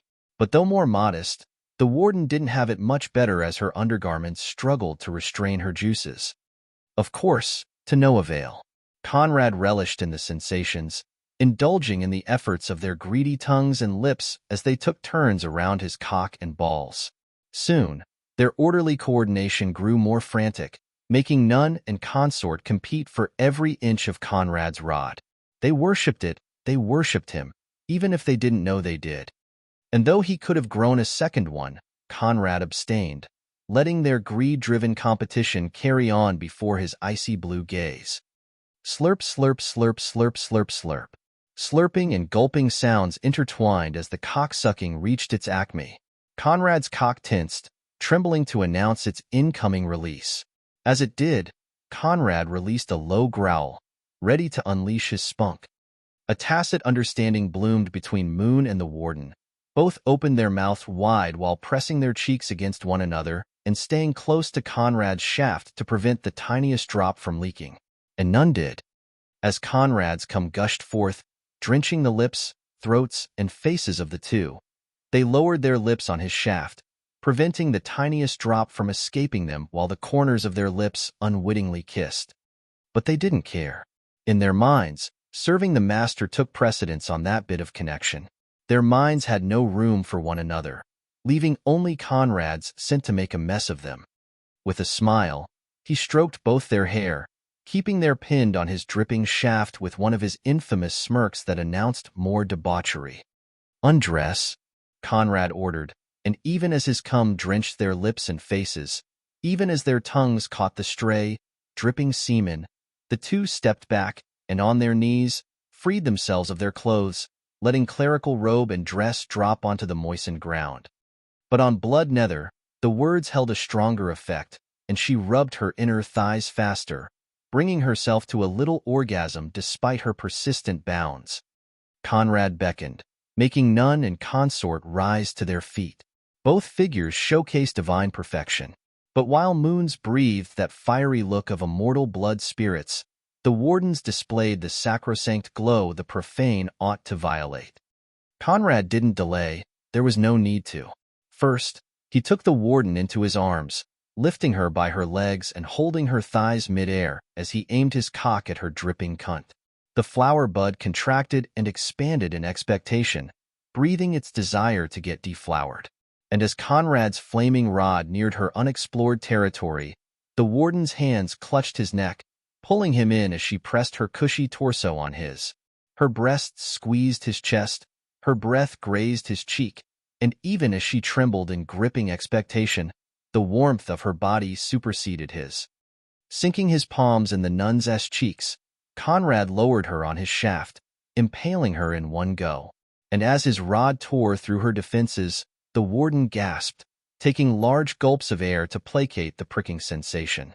Conrad's cock settled within the warden's cunt, expanding the walls that moved to adjust to the invader's girth. Meanwhile, Moon stepped toward his back, massaging his balls in one hand, while pushing his pelvis with the other. Driven by Moon's pushes, Conrad's rod went up and down the warden's love tunnel, exploring it through and through while mapping it in its entirety. Meanwhile, the warden trembled in Conrad's arms, gasping as her clutching of his neck grew more frantic still. Conrad's smile broadened, and he picked up the pace, unleashing all the ethereal properties of his rod in one go. Pain made way to bliss, bliss made way to mind-consuming passion, and as the warden experienced the first plowing of her ancient life, Conrad's balls smacked her ass cheeks. His rod stuffed her to the brim. The pounding then began. With every thrust, Conrad rocked the warden's body, sending her into ecstasy as she wrapped arms and legs around him, folding like a butterfly. Ah! Oh! The warden's orgasmic moans echoed, barreling the ears of Blood Nether who couldn't withstand their pressure.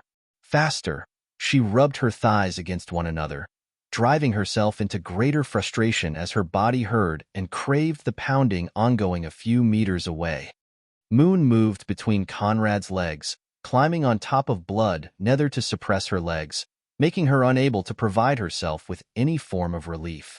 With no means to soothe her aching needs, Blood Nether shook, shivering with the need of Conrad's rod down her cunt. Alas, only the warden received that treatment. Like a rapacious landlady, her cunt squeezed Conrad's cock, demanding payment for its oh-so-delightful occupation in form of warm spunk. Conrad's pace shot up, with his hips snaking and blurring as he went up and down the warden's cunt. His cock tensed, her walls tightened, and with a low growl, Conrad unleashed his load down her cunt, filling the love tunnel with an overflowing amount of spunk those greedy walls could wholly constrain. As if slammed by an unprecedented wave, the warden's lips curled into an O shape, her eyes rolled back, and even as her body shook in ecstasy, her limbs gave out. Conrad pulled out his cock, letting his spunk trickle down the warden's cunt as he lowered her onto the ground and stepped toward Blood Nether. Moon sidestepped, letting Conrad mount regretless wife, and stuff her whole with his massive meat rod. Oh! Her mouth opened wide, and as Conrad pulled back, driving his cock in that gripping snatch in a flurry of masterful thrusts, another pounding began. Moon didn't stay idle, silencing Blood Nether's moans by having her suck her cunt, as Conrad cock devoured her love tunnel, filling her with bliss her husband couldn't even hope to provide. Blood Nether's eyes rolled back, glazed with mind-numbing lust and overpowering pleasure. The depravity of that instant conquered her whole, and as her tongue was snuck into Moon's cunt, her ass rose to meet Conrad's thrusts. Little did she know that in that instant, he'd released her of all her bindings. All her hip moves stemmed from her alone, a fact she'd not acknowledge any time soon. But she needed not. As Blood Nether squealed against Moon's cunt, Conrad hammered at her snatch, plowing her with waves of orgasms while his rod filled her with liters of spunk. As the warden recovered, the three sweaty bodies entangled in the steamy room, indulging in waves upon waves of primal passion.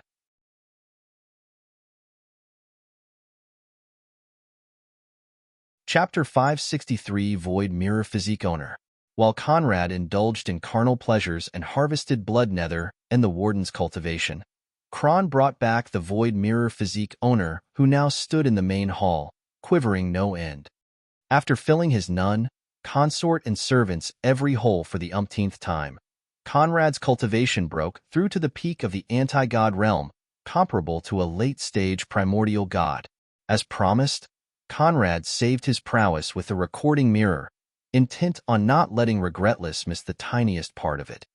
And as the three lay cum-drunk in a puddle of spunk, Conrad vanished to reappear within his main hall where Kron stood alongside a white-haired old man whose quivering disturbed the hall's peace. Feature-wise, there was nothing special about this man. His ordinary looks would never stand out in a crowd, and although his lineage was that of a pure-blooded Stolas demon, his cultivation stood at the first step of the Archknight and Spirit ranks. Pure-blooded demons were born at the Archrank. Therefore, although this old man couldn't cultivate, he still possessed some strength. Not that it mattered. Deaf, mute, blind, and paraplegic, even with an Archknight's bit of spiritual sense, this old man lived at the mercy of others for his 800 years of life. For the honored Stolas lineage, his existence had always been a stain. Fortunately for him, his mother was a minor goddess that served as a maid for the deceased Stolas primogen. With that status, she could preserve his life. Following the death of the Stolas primogen at Tauratha's hands, however, the situation underwent drastic changes. Stola's servants were all implicated and slaughtered by Tauroth to the last. Because his mother took care to hide him in a deserted forest of the eastern domain before the purge, he'd avoided the tribulation. Afterward, a succession of startling events left the world no time to care for a cripple. Never did he expect that out of the blue, someone would snatch him from his hut to bring him in foreign lands. Although the old man could neither see nor hear, the scent within the atmosphere clearly told him that he no longer was in hell. Dressed in a black bathrobe, Conrad sat on his throne and glanced toward the old man. Though compelled into kneeling by Kron, though the lack of information regarding this new place and his upcoming fate clutched his chest, he didn't dare utter a word of complaints. This was a man that deeply cared for his life and struggled to not commit the tiniest mistake. Conrad had no intention to make things difficult for him. I will cut right to the chase. You've been summoned to the Myriad Dreams Valley because I have a use for your physique. In exchange for it, I will give you one thing you desire. Choose carefully. Conrad began in a mental message, and though across the Thonian verse, the old man was undoubtedly one of the rare few that knew nothing of the Myriad Dreams Valley, it didn't take a genius to figure out that someone able to strip him of his physique undoubtedly was an unfathomable existence. After all, this was a feat that even his deities couldn't accomplish. Tumultuous waves of fright assailed the old man's mind, but as he considered the opportunity standing before him, he tried his hardest to restrain himself. Why, Your Excellency? If you have the ability, please bring my mother back.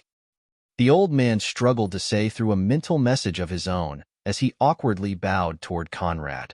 Being mute didn't affect his spiritual sense. Therefore, he still had effective means to communicate. Hearing this, Conrad arched an eyebrow. According to the old man's past, he shouldn't have been able to figure out his mother's demise.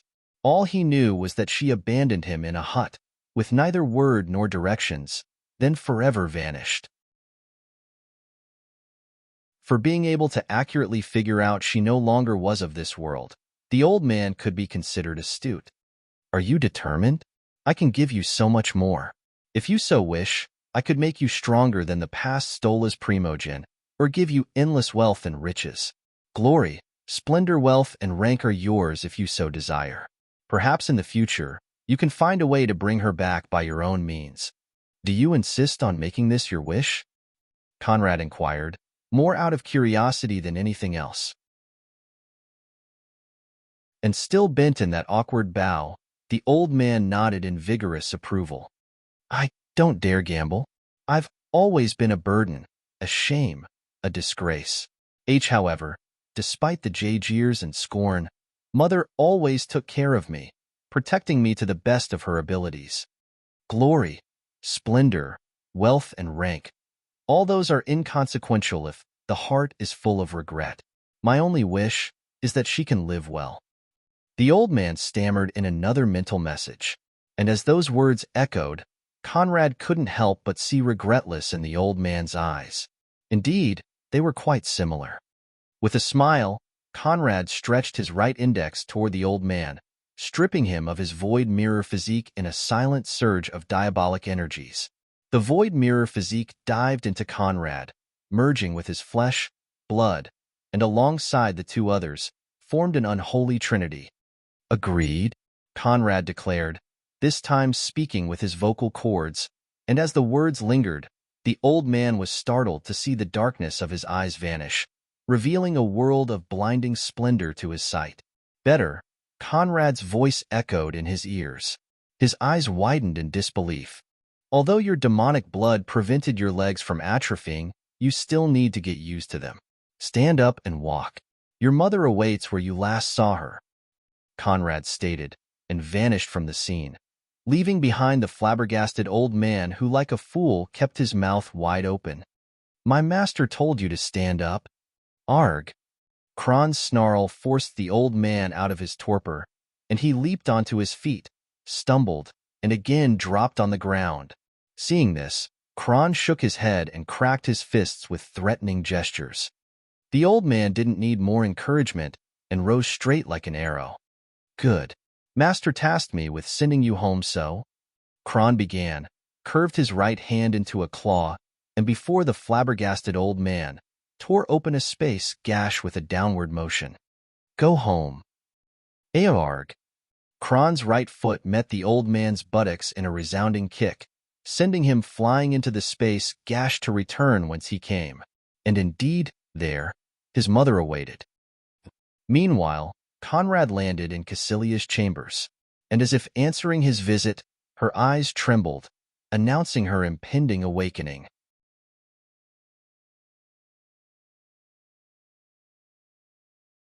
Chapter 564, Who You Wish to Be.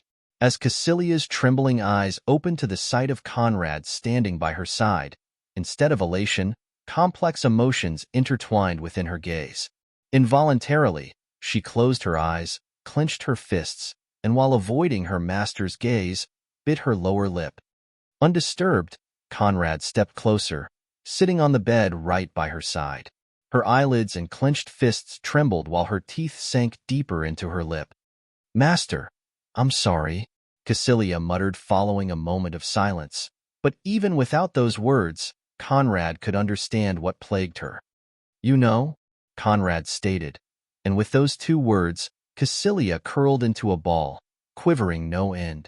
Yet, Conrad's smile remained still, and as she gave a feeble nod of approval, his left hand landed on her shoulder, stroking it in pure gentleness. Thanks to the Nirvana Dust Crowns move, Caecilia suffered a similar event to the 10,000 tribulations, going through her past incarnations until she landed on the one the rest stemmed from. White Dragon Heart. In fact, that wasn't entirely accurate. People like Caecilia, Malcolm, and Sakura weren't independent individuals, but avatars stemming from the original self. Their sole raison d'etre was to make their original selves grow through innumerable samsaras until they finally reached nirvana. Caecilia was a part of White Dragon Heart, but White Dragon Heart wasn't Caecilia. But now, things were different. Caecilia not only realized the reason why Conrad so effortlessly welcomed and doted on her, but she also possessed the means to turn into the one he truly missed. But by doing so, her existence would forever vanish. At first, the knowledge that she merely was a stand-in daggered her heart, filling her soul with unfurling waves of bitterness. But soon, that bitterness made way for a sense of loss. She had no right to complain. If not for her link to that woman, she would still be experiencing a living hell, trapped in a world of eternal darkness. If not for that link, she would never get to meet her master and experience the warmth and care only he could provide. If that time spent in Conrad's apprenticeship was but a dream, then the best she could do was to relish in the memories, then give him the one his heart yearned for. As her thoughts reached that point, determination bloomed in Caecilia's mind. Master, if you want, I can. Caecilia began, but before she could finish her words, Conrad placed his left index on her lips, shutting her mid-talk. Shush. The word carried a soothing force that numbed all of Caecilia's internal struggles. Let the past remain in the past. Who you want to be is yours alone to choose. I only hope that you will remember. The one I chose as my disciple is you, and only you. Conrad declared, and instantly, Cassilia broke into warm tears. Gently, Conrad pulled her onto his lap, letting her unload the weight of the truth once and for all. Meanwhile, the Devil Army's conquests carried on, with worlds and realms falling one after the other. Conrad wouldn't get to see those 3 years of warfare. He didn't have the time to. Although the realm wills had fallen, making the Chthonian will permeate the 3 realms, stark differences remained between Devis, demons, and the rest. Although they dared not offend the Chthonian devils, the rest was another story. To speed up the integration, Conrad created a multitude of devil bases across heaven and hell, using the Myriad Dreams Valley as heaven's devil base, and creating a 10,000 devils castle in hell for the same purpose. Those 2 forces directly subordinated to the Jade Dynasty. A conclave of new elders was selected to oversee the 2 factions while Conrad returned to the Jade capital. As his Chthonian will filled their realms, the curse afflicting heaven and hell finally collapsed, allowing a new generation of children to finally emerge. But this merely was the beginning. To adequately prepare for the upcoming war, the Jade Dynasty devoted all its resources to the development of its military power. The creations of top-level pills, artifacts, and cultivation chambers used up 2/3 of state resources. Having no room for failure, Conrad incarnated himself in millions of avatars that directly supervised the main production branches. In the meantime, his 3 devil bodies diligently cultivated. Having already achieved all transcendence through his devil-refining incantation, Conrad's prime focus lay on infiniteness insight. The first body focused on pursuing sublime infiniteness, the second on devil cultivation and the void mirror physique. The third channeled and supported the progress of the first 2 through pill refinement. Naturally, Conrad wasn't the only one diving in deep cultivation. Consorts, children, retainers, and servants, the atmosphere of the Jade capital was one of constant, dynamic improvement. None dared slack off. And among the zillions of lives populating the 3 realms, talents rose one after another, joining the upper echelon by virtue of will and skills. 2.5 years was all it took for the Devil Legions to put down the 5 primeval verses. Once notified, Conrad dispatched one of his 3 devil bodies to absorb the wills and instaure his sovereign dominion on the 6 verses. With the multiplication of the population came a larger pool of talents. The 12 Devil Legion system quickly proved insufficient. In fact, the force's numbers had long since surpassed the term of legion, but instead of abandoning the number 12, Conrad changed his force's hierarchical order. From 12 Chthonian devil legions to 12 Chthonian devil orders, each led by his dukes. Even with their rigorous selection process, the devil orders swelled unceasingly, rising until they reached a staggering 3,600,000. AF for the devil puppets, they'd reached 72 million. On average, an orderly possessed 20 devil puppets that formed a minor household.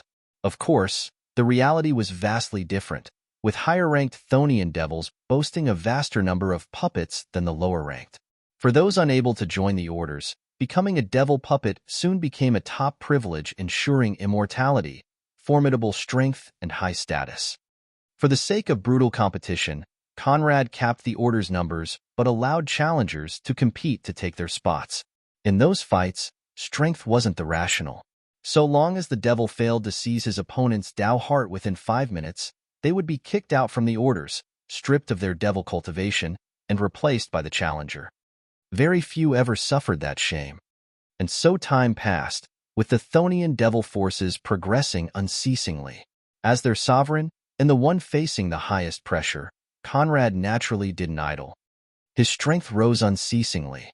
But he wasn't the only one.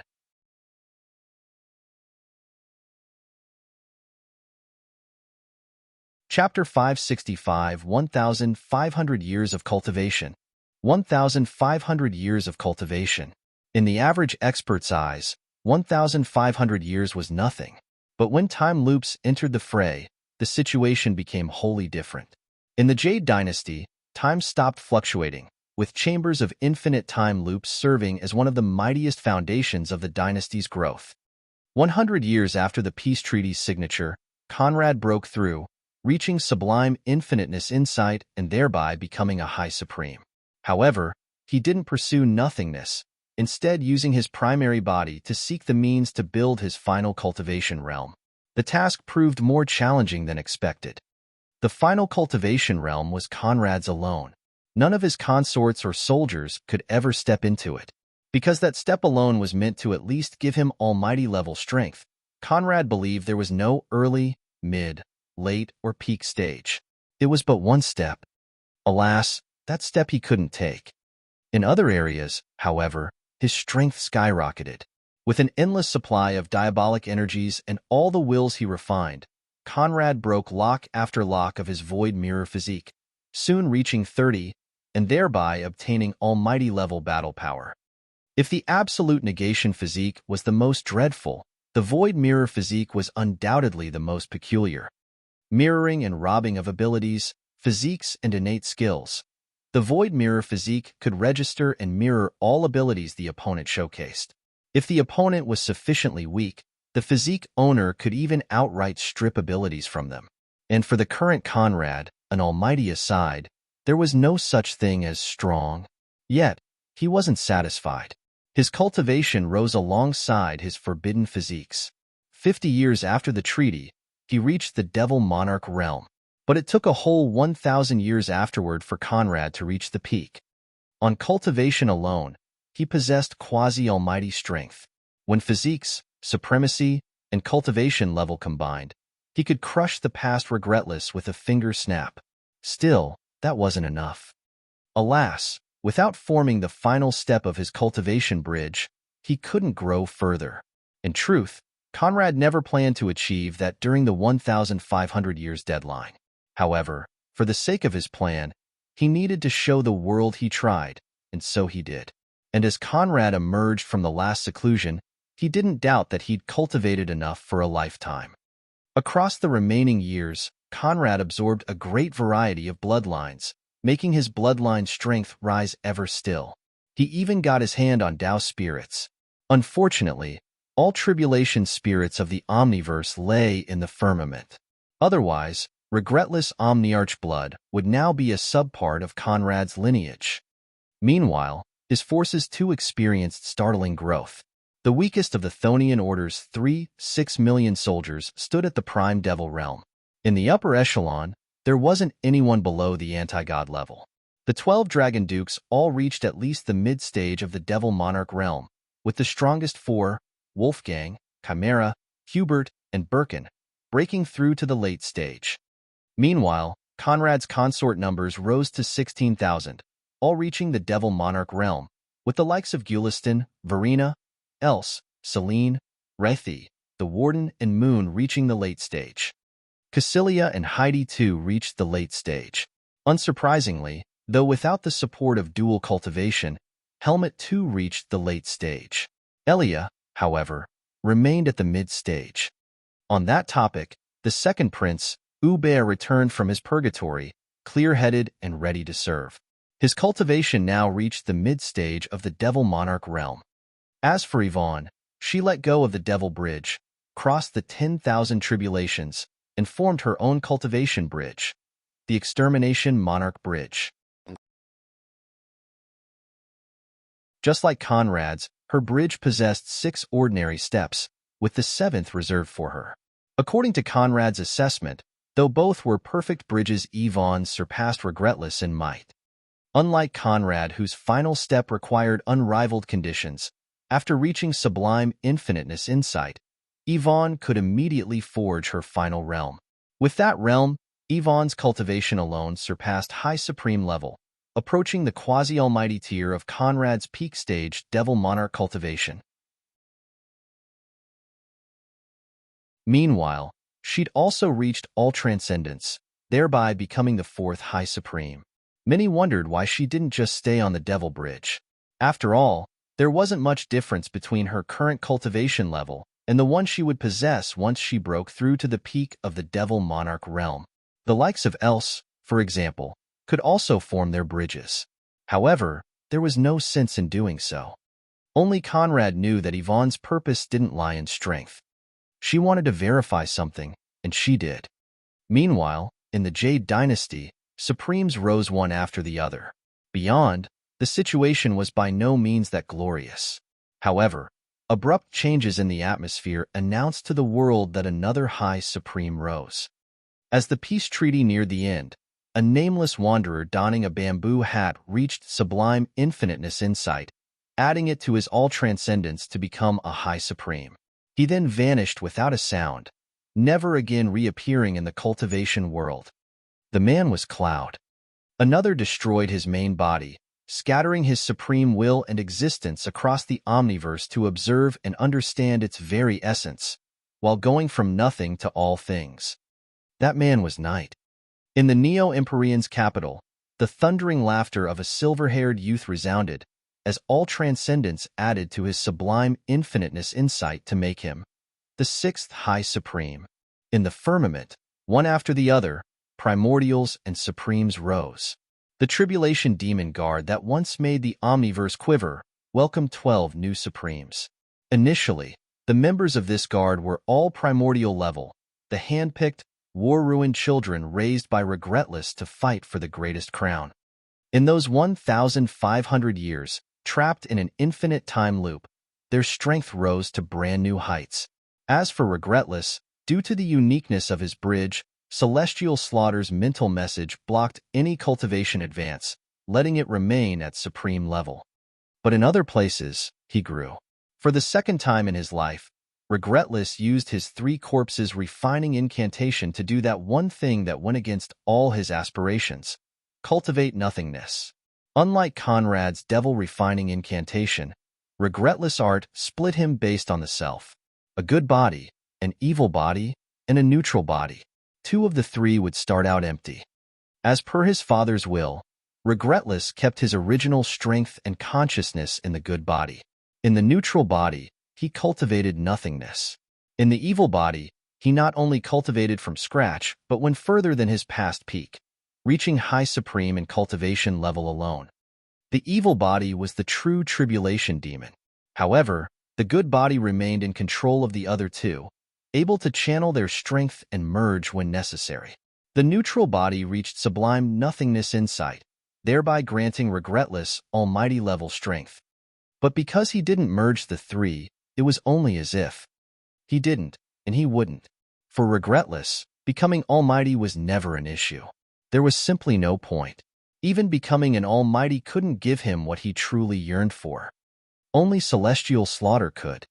But unlike Conrad's devil refining incantation, Regretless art was incomparably dangerous and riddled with hidden dangers. The reason was simple: they didn't share one consciousness. All were independent, and if the main body ever lost control, disastrous consequences awaited.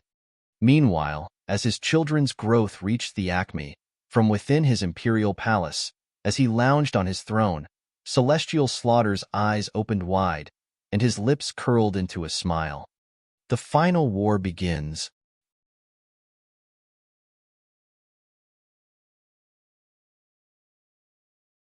Chapter 566: The Association. Greetings, gentlemen of the Grand Cuckold Association. The GCA's annual meeting officially begins. Elia, the Grand Cuckold Association's founder and president, began, seated on the honor chair while 300 of the most prominent association members sat across the massive conference room. The Chthonian versus calendar had long since been standardized to start with the founding of the Jade Dynasty. It was now the 1750th year. In the 428th year of the dynasty, Elia founded the Grand Cuckold Association in response to the rising supply of veteran and expectant cuckolds eager to receive the green and glossy blessings of the Profane Prince. All proudly wore their green hats, the greatest badge of honor a man could aspire to in the Jade Dynasty, and wore faces of utmost seriousness. Not all green hats were made equal. Depending on the level of cucking the man suffered, their hat donned a certain number of glossy stars, from 1 to 9, with 9-star cuckolds being entities of sky-high status, strength, and immense wealth. A bipedal pink hog, tall of 1.5 meters, sat on the front row, with a towering green hat shimmering with 9 glossy stars. All knew him as Chandra, the hog primogen and first 9-star cuckold of the dynasty. Although theoretically, only uncastrated males could bear the green hat, Chandra's tale was such a grandiose one that the state gave him an exception, allowing him to wear the hat with pride. And with a peak stage over-god cultivation base, he was indeed worthy of that grand honor. We're gathered here today to discuss a situation I know has been plaguing you all, the lack of cucking in the recent years. As you well know, for non-devils such as yourselves, cucking has become the fastest source of cultivation growth, bringing alongside it great wealth and rewards. Trillions compete for the right to get greened by His Majesty. Even in the capital, your competitors lay in the hundreds of millions. This hurdle is no longer something a mere membership to the association can protect you from. Eliah's grave words echoed within the conference room, pulling approving nods from the association's senior members. With 25 million members, the Grand Cuck Association was the success of Eliah's lifetime, allowing him to become the second wealthiest individual of the Thonian verse. For 1,000 years, men competed for the right to pay the overpriced, monthly, membership fees, filling Eliah's pockets with trillions of god jade. All great worlds possessed branches of the association, with unending lines of applicants. Although 50% of the revenues went to his father, and another 20% to his mother, Eliah had no room for complaints. After all, without Daphne's pillow talk skills and negotiation abilities, Conrad wouldn't have so readily granted his approval. Alas, in recent years, his business was facing dire threats. Although association members are greatly privileged when it comes to cucking, as senior members, you understand that the sheer scale of the cuckold supply is starting to devalue our means. The association no longer has the means to satisfy all its members. Another crucial point is, His Majesty has grown bored of cucking your lot. Elias stressed the words with an ear-splitting smack of his hand on the table. Stirred by his words, the Grand Cucks rose in tandem. We shall redouble, triple, and quintuple our efforts to regain His Majesty's favor. Oink, oink, oink, they said in tandem, with Chandra supporting them. Seeing this, Elia couldn't help but nod in approval. Well said. Although fresher options surround him from all sides, you're after all veterans of His Majesty's bestowals. Once you regain your standing, I'm sure the belief of the association's weakening will vanish like drifting clouds. Minister of Finance, the first step relies on you, Elia declared and motioned toward the Minister of Finance's seat. However, no approval came from it. Confused, Elia sought the minister's eyes and was startled to see that he was nowhere to be seen. Where the hell is he? Meanwhile, within his ostentatious mansion, the Minister of Finance received an honorable guest. Slurp, slurp, slurp. Within the minister's chambers, as he kowtowed on the side, his ravishing wife knelt before their bed, giving a wet, messy blowjob to a man whose Empyrean looks no longer needed explanations. But even as his 19-year-old wife's full lips and tongue coiled around that man's dwarfing cock, the minister felt neither shame nor rage. Better, his chest swelled with pride. The plan was a success. To prepare for this day, 3 years ago the minister started looking for a new wife, crossing worlds and realms in order to find the most fitting one. Once he did, he spent 3 years to cultivate an incomparable platonic love before bringing her back for marriage. But the previous night, on the official wedding day, little did his wife expect that it was not her husband, but the sovereign that awaited her in their chambers. An unforgettable session of cock-hammering followed, with the new wife's throaty moans painting a vivid picture in the minister who sat, weeping beside the door. Better, on the following morning, the emperor was still there. What did that mean? The woman was favored. The 89,000-year-old minister finally obtained his 9th star, with his cultivation breaking through to the overgod rank. And as jets of spunk filled his wife's throat, he could already feel his cultivation base thriving. What a glorious day! Meanwhile, Conrad sat in his imperial chambers, facing a chessboard while Daphne massaged his shoulders, Nils his right arm, Jasmine his left, and Ileana sat across the chessboard, facing him in a tight match. Tight, because her nimble feet played Daphne learned tricks, stroking his cock from beneath the fabric in glaring destabilization attempts. Alas, None of those tricks could disrupt the profane ruler's flow. Better, every time she caught a glimpse of the treachery, Astarte, who stood nearby, knocked down Ileana's foot. And as the game reached its end, a voice echoed in Conrad's mind. Master, the treaty shattered. The deadline is up. The armies are ready to set out. Kron said in a mental message, prompting Conrad to end the game with a final move. Very well, the time to wrestle for the eternal crown has finally come. Set out now. Yvonne will support you with the Valkyries. As per the plan, she takes on the Void Dragon army. You tackle the Tribulation Demon Guard. Conrad ordered, and instantly, Kron responded with approval. As you command, Master.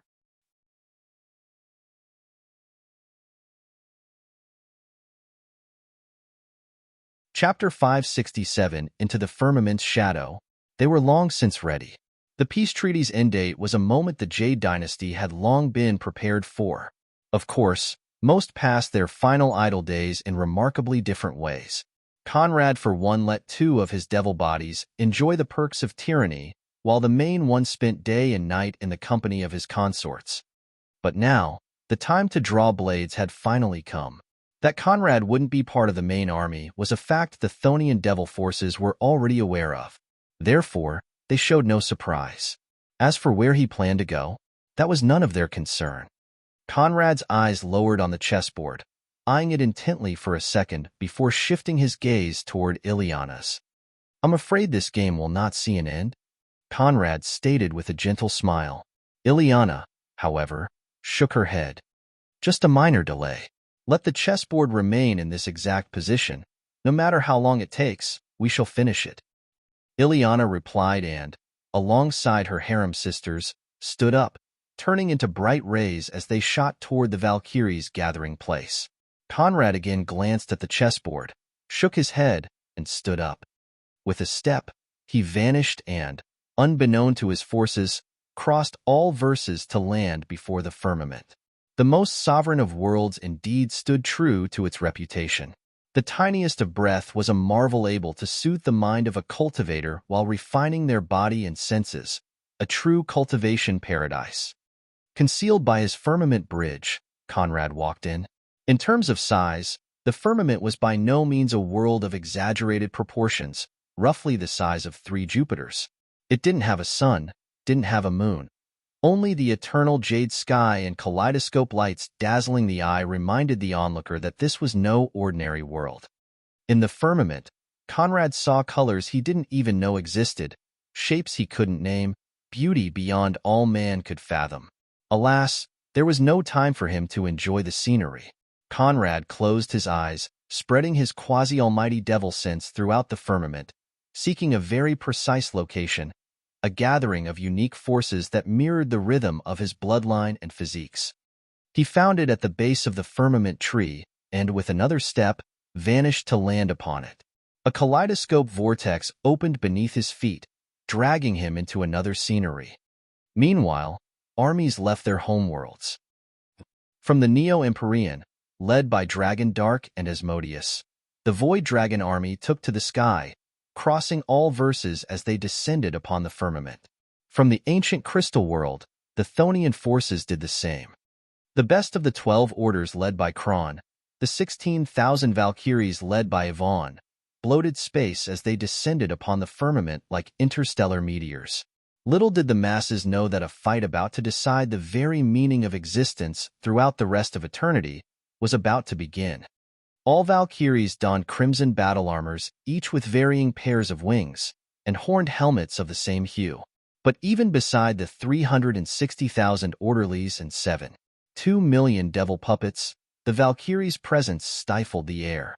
For this fight, the Chthonian forces only brought 10% of their armies, the strongest 10%, of course.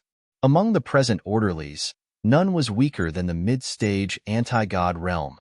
At the head of their forces, Kron and the 12 dukes stood in their dark battle armors. The design slightly differed depending on the secret forces they headed, but the color typically shifted between a jet black, a dark blue, and a dark purple. To prevent an attack on their headquarters, right before they left, they activated their defenses formations, leaving behind barriers none below almighty level could hope to dent. Therefore, it was without worries that the devil's troops marched into foreign lands. Multicolor light rays tore through space, descending upon the firmament to face the Chthonian forces. At their helm, a silver-haired pair stood, the man with back-length hair, while the woman's locks trailed beneath her rear. The woman's face displayed an enrapturing beauty merged with a stately austerity that didn't allow a violation of her imperial dignity. Asmodeus, or rather, Radiant Dragon's Empress, Dragon Dark, and Dragon Warden's mother, Bright Dragon Star. In that form, though her beauty remained unchanged, instead of that gripping, enticing air, Asmodeus' entire body seemed distant and unapproachable. In that past, Bright Dragon Star was not merely the number one beauty of the Empyrean, but an incomparably loving mother. However, Radiant Dragon twisted her mind to force her into tormenting Regretless, her sworn sister's son, for centuries. When truth transcendence allowed her to recover her memories, Radiant Dragon simply murdered her, sending the root of her existence into the Nirvana dust crown. She never again smiled. But though he inherited her looks, Dragon Dark remained high-spirited, with his lips curved into a radiant smile. In tandem, the two groups dropped in the firmament's atmosphere, but as they did, a third force rose to welcome them.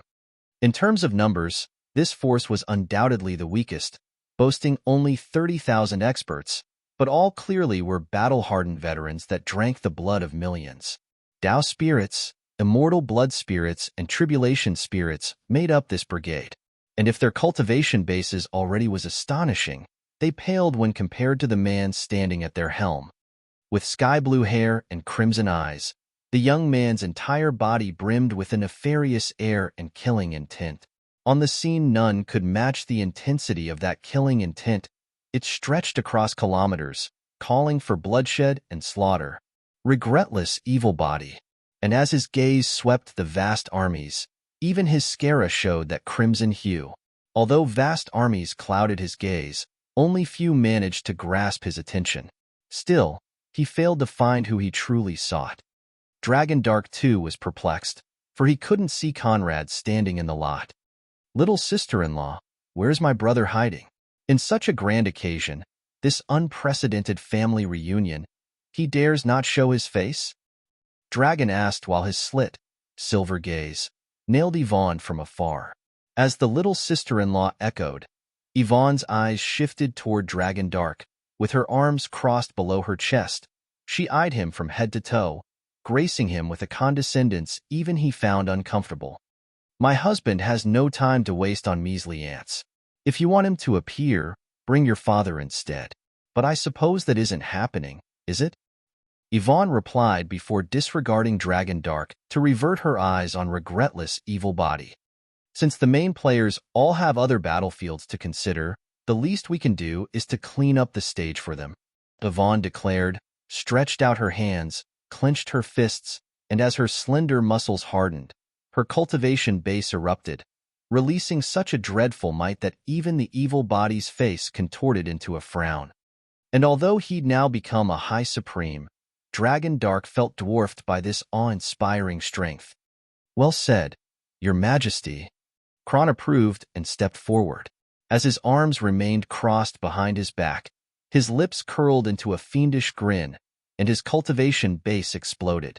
Before, Dragon Dark believed that although Yvonne's strength surpassed all expectations, with the evil body and their preparations, handling her wouldn't be too difficult. At least, they should be able to restrain her. But now, he was forced to re-evaluate his plans. With every step Kron took forward, the Tribulation Demon Guard and Void Dragon armies took 7 backward. The pressure of Kron's diabolic energies was like an insurmountable mountain crushing spirit and soul.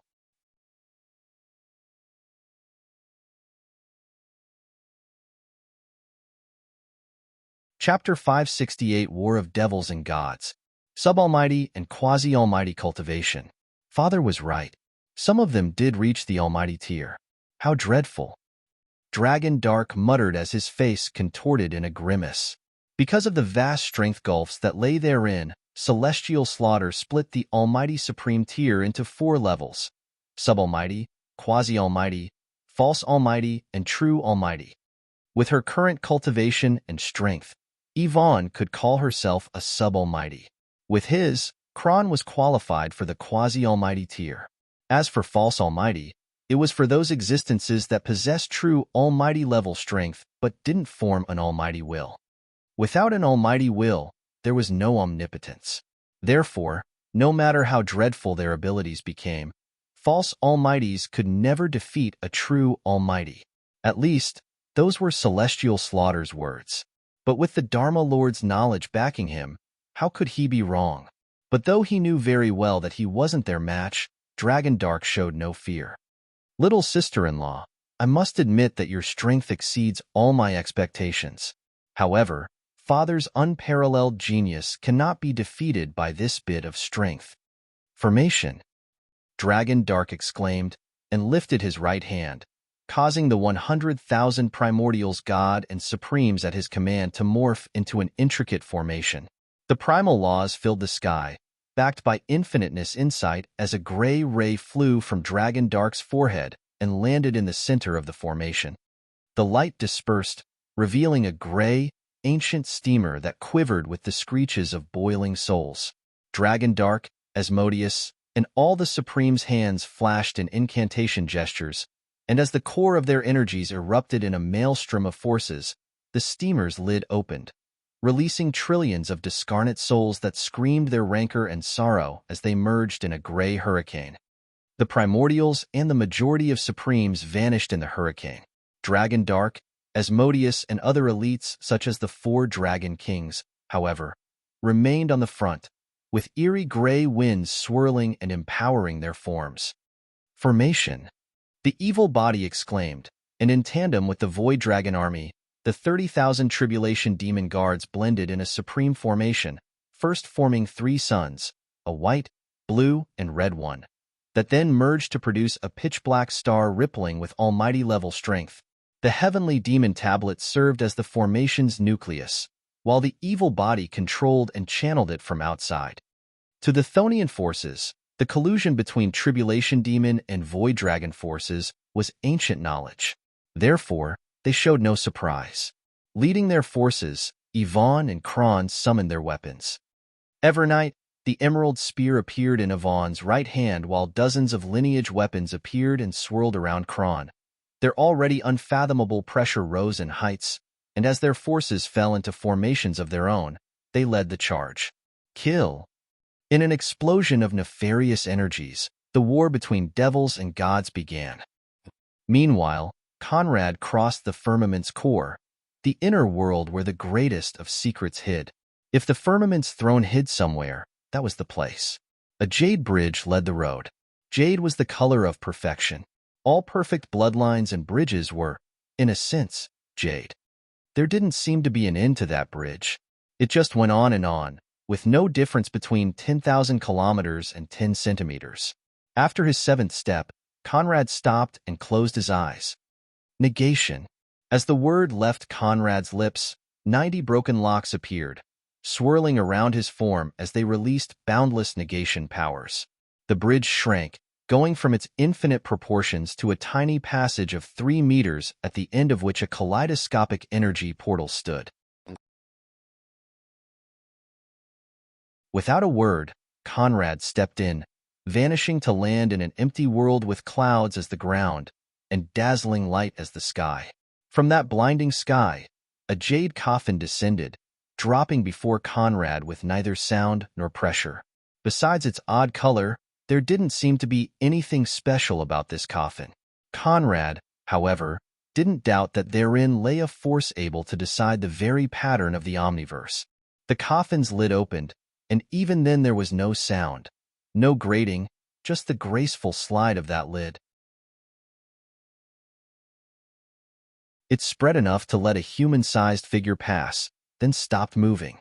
Kaleidoscope fog erupted from the opening, releasing a mild force that triggered a reaction from Conrad's bloodline and physiques. A slender arm rose from the opening, using the coffin's side as support to let its owner rise from slumber. And from the opening, a veiled figure emerged, stepping out of the coffin's confines in nimble moves. Before Conrad's eyes, the veil failed to conceal the short figure's looks, and he could see the young, androgynous face hiding underneath. Though its appearance mirrored that of an androgynous human being without an ounce of strength, the kaleidoscopic hair and eyes undoubtedly marked that slender existence as non-human. "Greetings, Conrad." The figure began in a voice neither male nor female. "Firmament will?" Conrad inferred, and in response, the figure nodded in approval. "That is not inaccurate, for I am indeed the driving force from which the rest of the firmament emerge." The firmaments will replied, and with a soundless step, landed before Conrad. Initially, at least 7 meters stood between them. However, with that one step, it was as if that barely won. 55 meters tall figure contracted space, forcing down the gap between them. An infiniteness trick. Though, as the first sentient being of the Omniverse, I find that term rather lacking. "You can call me Shadow," Shadow stated, as its pupil-less gaze nailed Conrad's icy eyes.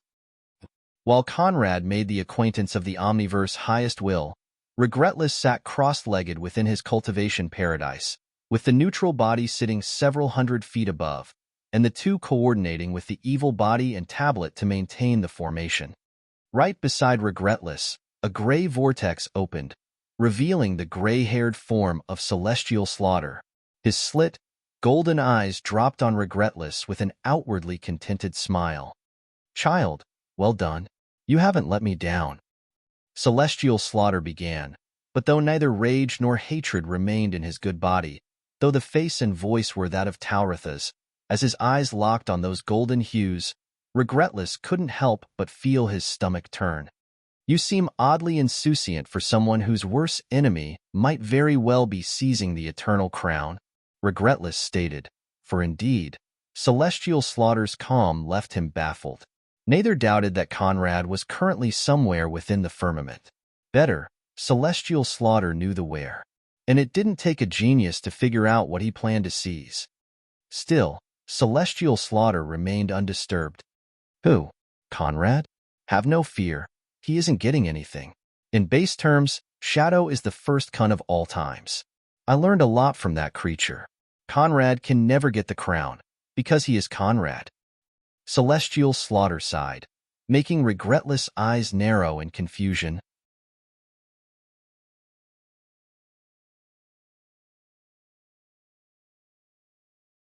Chapter 569 Price of the Eternal Crown. Though he'd spent epochs in the firmament, Regretless had no knowledge of an existence named Shadow. But following Celestial Slaughter's words, that existence should stand as the true core of the firmament, and the last barrier between Conrad and the Eternal Crown. But for what reason would it deny him? After all, although according to Celestial Slaughter, he could never complete his final step, Conrad possessed firmament bridge, physiques, and bloodline. There was nothing missing in the equation. That being the case, it wasn't Shadow that'd reject him, but Conrad that'd willingly forsake the crown. Why? Regretless couldn't help but ask. After all Conrad did led to this point. Naturally, because he's unfilial. If he'd listened to his father's teachings, the crown would be his. Alas, he does not. Opponents like Conrad are fascinating, always a step away from victory, but doomed to cut their own legs. Celestial Slaughter began before casting his gaze to the ongoing battle. If the Omniverse is the earth, the firmament is the heaven. There is one earth, one heaven, myriads of mortals, some greater than the others, but only one true God. God regulates the world from the confines of heaven, never taking a direct stance in the mortals' conflicts. As long as they do not directly challenge its plans, God will not care for them. To God, birth, death, love, pain, anguish, forgiveness, retribution, primal instincts, all are part of a cycle, a grand wheel in the machinery of life. To God, there is nothing special about sentient beings. The ability to love, to care, to question, doesn't make them any more special than the little ant carrying 50 times its weight back to the colony. In this analogy, Shadow is God, the pair of eyes watching this machinery in silence after setting it in motion. It has simple rules. Don't break the rules and Shadow will never interfere. The first rule is the simplest. All things must die. Let's not even mention the cost of wielding the crown. With that rule alone, does Conrad dare grasp it? Celestial Slaughter rhetorically asked. Back when its consciousness still supervised the firmament, the Dharma Lord had been by Shadow's side, receiving its guidance. Therefore, he knew things no one else did. For that reason, Celestial Slaughter didn't fear Conrad laying hands on the crown. His emotions would not allow it. Meanwhile, Conrad verified in Shadow's appearance a truth he'd already guessed. Is the firmament throne just a lure?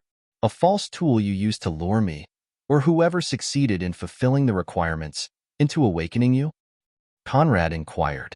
Indeed, he'd long since hypothesized that there was no such thing as the firmament throne, but that instead, an almighty force hid in its core, guiding potential candidates toward its resting place.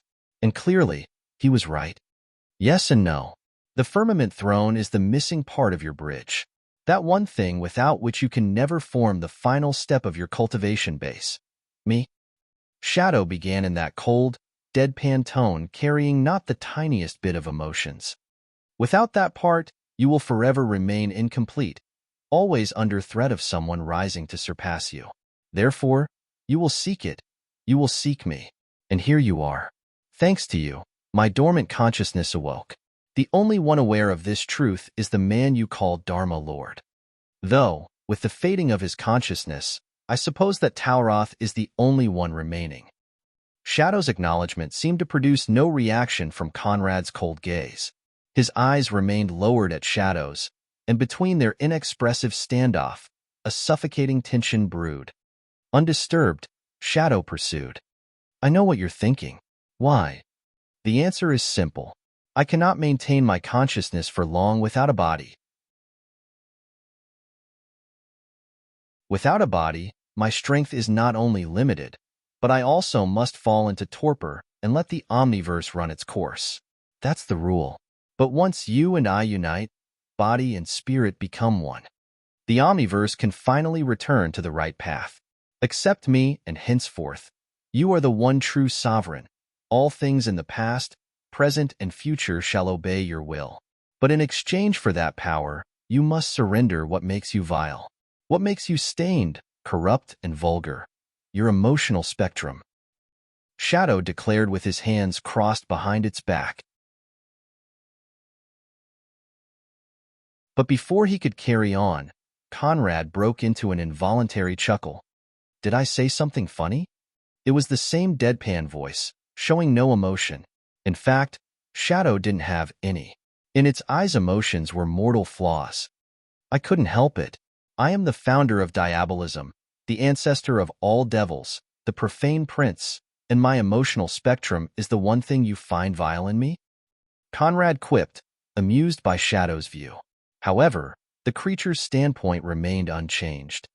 Naturally, emotions and desires are mortal vulgarities, useful only to breed and curb lives. Because of them, civilizations rise. Because of them, they also fall. For those reasons, only a bridge that controls the heart and baselessness of all beings can reach the firmament level. Tauroth, or Celestial Slaughter as you call him, could have created a firmament bridge too, but didn't because he knew his bridge would have to crush yours, and had no confidence in success. However, because he is heartless, void of emotions and driven by the conqueror's will, your bridge cannot affect him. Shadow reasoned, reminding Conrad that without its aid, taking down Celestial Slaughter for good was a daunting task. Still, Conrad didn't bite. What else? What other rules are there? Conrad asked, knowing that there was more to come. Nothing much, really. Once you obtain the right of eternal sovereignty, all immortals across the omniverse shall become mortal. From those with eternal lifespan to the indestructible, from the indestructible to the ones with eternal reincarnation, all shall fall to mortality, never again claiming the seat that does not belong to them. All things must die. Immortals threaten the balance of the omniverse, the balance of the machinery. Their existence ought to be removed. The roads to supremacy, the roads of cultivation, will also vanish. Alongside those startling words, shadow swept its right hand, causing a fluctuation of images to appear before Conrad. In the New World Order, sentient mortals would struggle to live beyond a century, but every step forward would be rewarded with more pain and anguish. Yet, they keep trying. The current immortals would vanish into dust, erased by the firmament sovereign's will, leaving Conrad alone to observe the world like an overseer. The images vanished, and shadow stretched out its left hand, making a kaleidoscopic crown appear within and float toward Conrad. Did your brain get stomped by a stampede or rampaging bulls? In what world do you see my profane self rejecting the delights of existence in the company of my beloved to become a bearded old man shackled by himself? What a joke! I might as well pursue nothingness in sight. Conrad sneered. Though he had no intention to pursue nothingness, if this was all shadow had to offer, the result was indeed not much different. However, unfazed by the insults, shadow shook its head. You can't. From the moment you formed your bridge, you inwardly rejected nothingness in sight. Without doing so, how could you ever build that specific bridge? You don't have what it takes to pursue nothingness. But here, you don't need to struggle. You don't need to sit in meditation, trying to crush barriers whose roots you cannot grasp. You just need to say yes. But make no mistake, the one you call celestial slaughter has been playing you from the start. If you reject me, you die. I will enter torpor, awaiting your demise and the rise of a new candidate to fulfill my will. Shadow claimed, and as if echoing its words, the crown shone in resplendent light. Regardless of the cost, this was the crown of eternal sovereignty, the final aspiration of all that sought supremacy. Who would reject all it entailed, the right to weave life and death, just for those base and low sentiments? Shadow couldn't fathom it. Conrad turned heels and left, leaving Shadow behind, without a single word. For a second, Shadow blinked, wondering if its flawless sight suffered some mortal malfunction. No, it didn't. He was truly gone.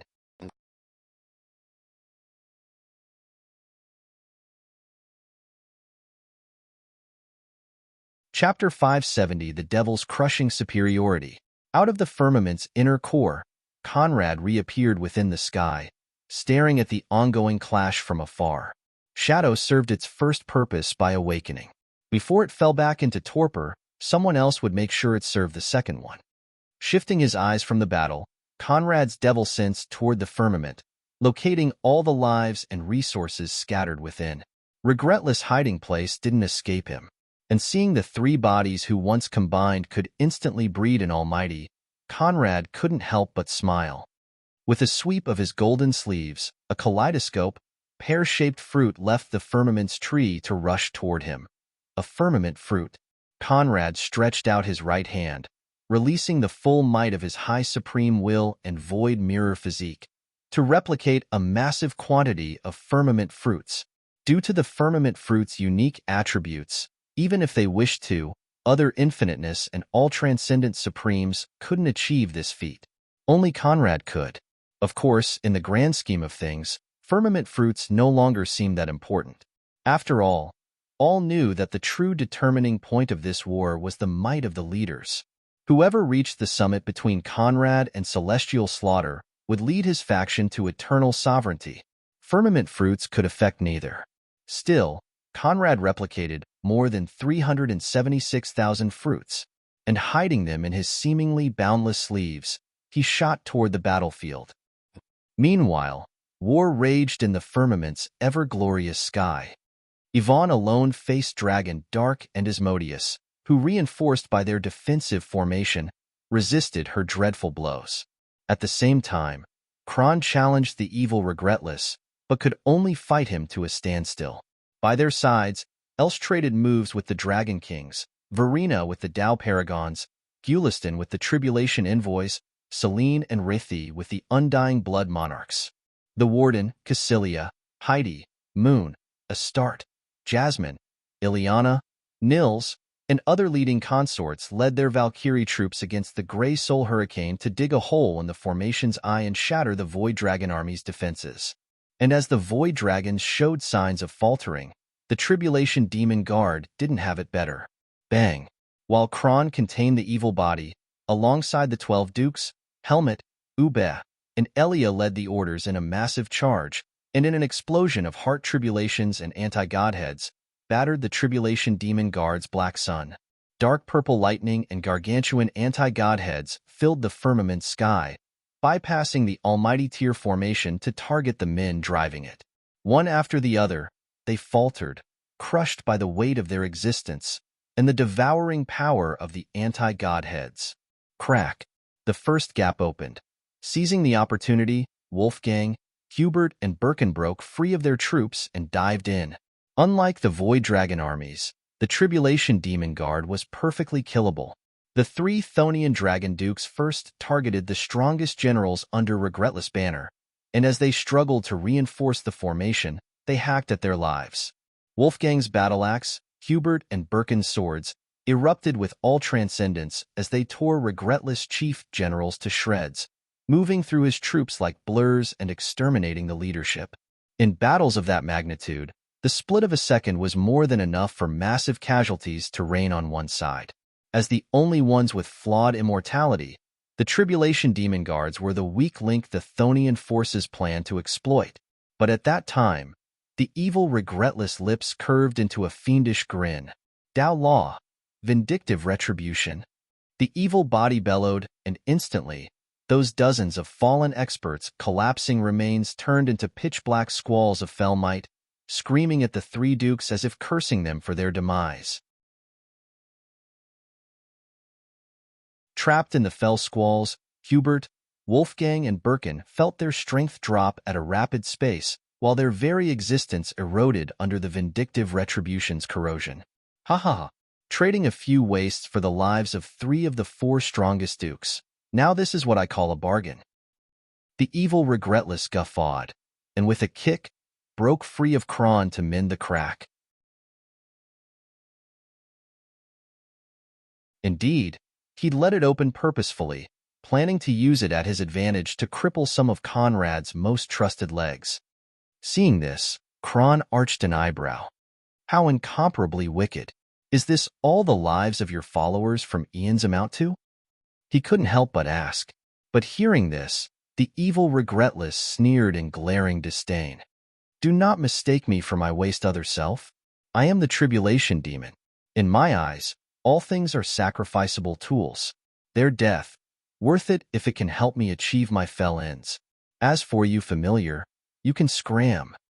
The evil body raised his hands, making the might of his pressure skyrocket as he channeled the powers of the neutral and good bodies to achieve false, almighty strength. At his back, the formation 2 morphed, going from a lone black sun to a black flame giant with 3 heads and 6 arms. At the giant's back, the same black sun reformed, releasing the true might of the almighty formation. But at that time, Kron's lips curved into a smile. Now, Kron exclaimed in a mental message, but the targets needn't hear it. As his voice echoed, they'd already made their move, acting in tandem to release a force the evil body knew nothing of. Monarch Will.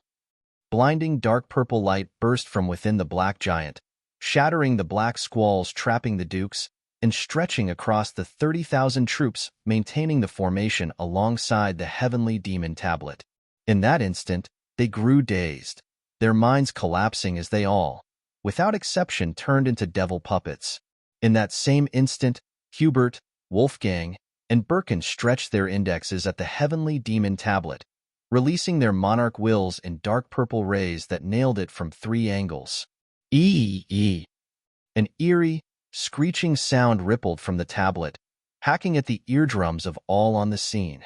The evil body realized the ploy. Alas, it was far too late. The impossible occurred. The link between the heavenly demon tablet and Regretless collapsed, the sentient artifact rejecting him once and for all to submit to the dominion of the 3 late-stage devil monarchs. New. The evil body bellowed and spun to unleash an irresistible strike at the 3 dukes. Alas, Before he could make a move, his very formation turned against him, releasing flurries of black flames that forced him back. Alongside the 30,000 Tribulation Demon Guards and the Heavenly Demon Tablet, Hubert, Wolfgang, and Birkin guided the Black Flame Giant too. Alongside Kron, counterattack regretless. Dark purple rays shot from the 360,000 orderlies and their leaders, uniting with the three dukes to bring the formation to a new peak. Trapped front and rear, the evil body could only recoil.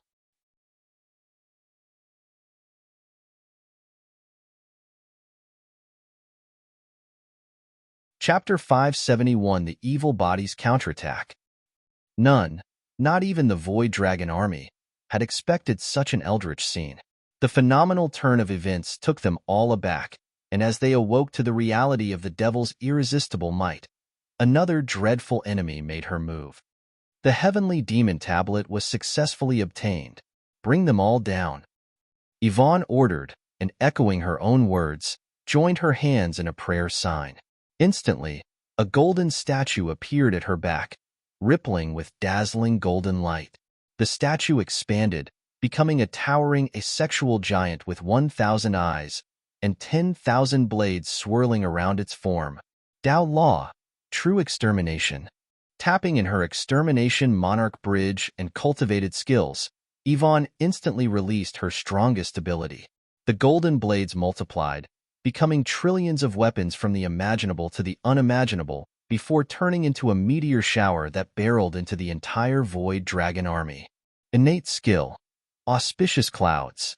Dragon Dark and all Empyrean dragons on the scene released their auspicious clouds, attempting to barricade themselves in isolated dimensions controlled solely by themselves to avoid the calamity. Alas, the golden giant opened its eyes, releasing blinding light that crushed their moves, petrified their senses, and left them helpless before the meteor shower. Now, only Grey Soul Hurricane could protect them. But it wouldn't. Valkyrie merge. The Valkyries merged into a single entity and turned into a kaleidoscopic ray of light as they hurtled at one of the formation's growing gaps. Bang! With a single sword thrust, the Valkyrie broke past the Grey Soul Hurricane, tearing open a path among the discarnate souls to slam into the ancient steamer. Crack. The first crack that announced impending collapse. The sword plunged into the steamer, making a succession of cracks spread across its surface. The Valkyrie vanished in kaleidoscope mist. Yvonne's meteor shower rained, blasting the entirety of the Void Dragon army with its full force. Bang, bang, bang. Thundering sounds echoed left and right, as the meteor shower tore the 100,000 man-strong troops to shred. But shockingly, none suffered a fatal blow. Little sister-in-law, aren't you too care? Dragon Dark began. But before he could finish his moves, Else, Verena, and Gulistan threw three gigantic gray nets rippling with the power of negation. Tarnation, disperse. Even without explanation, Dragon Dark realized the purpose of those nets, and instantly, he screamed at one order at his forces, making them scatter in various directions. The disorderly escape was meant to force the nets into spreading out thin and miss a good chunk of the army. Alas, they just spread out.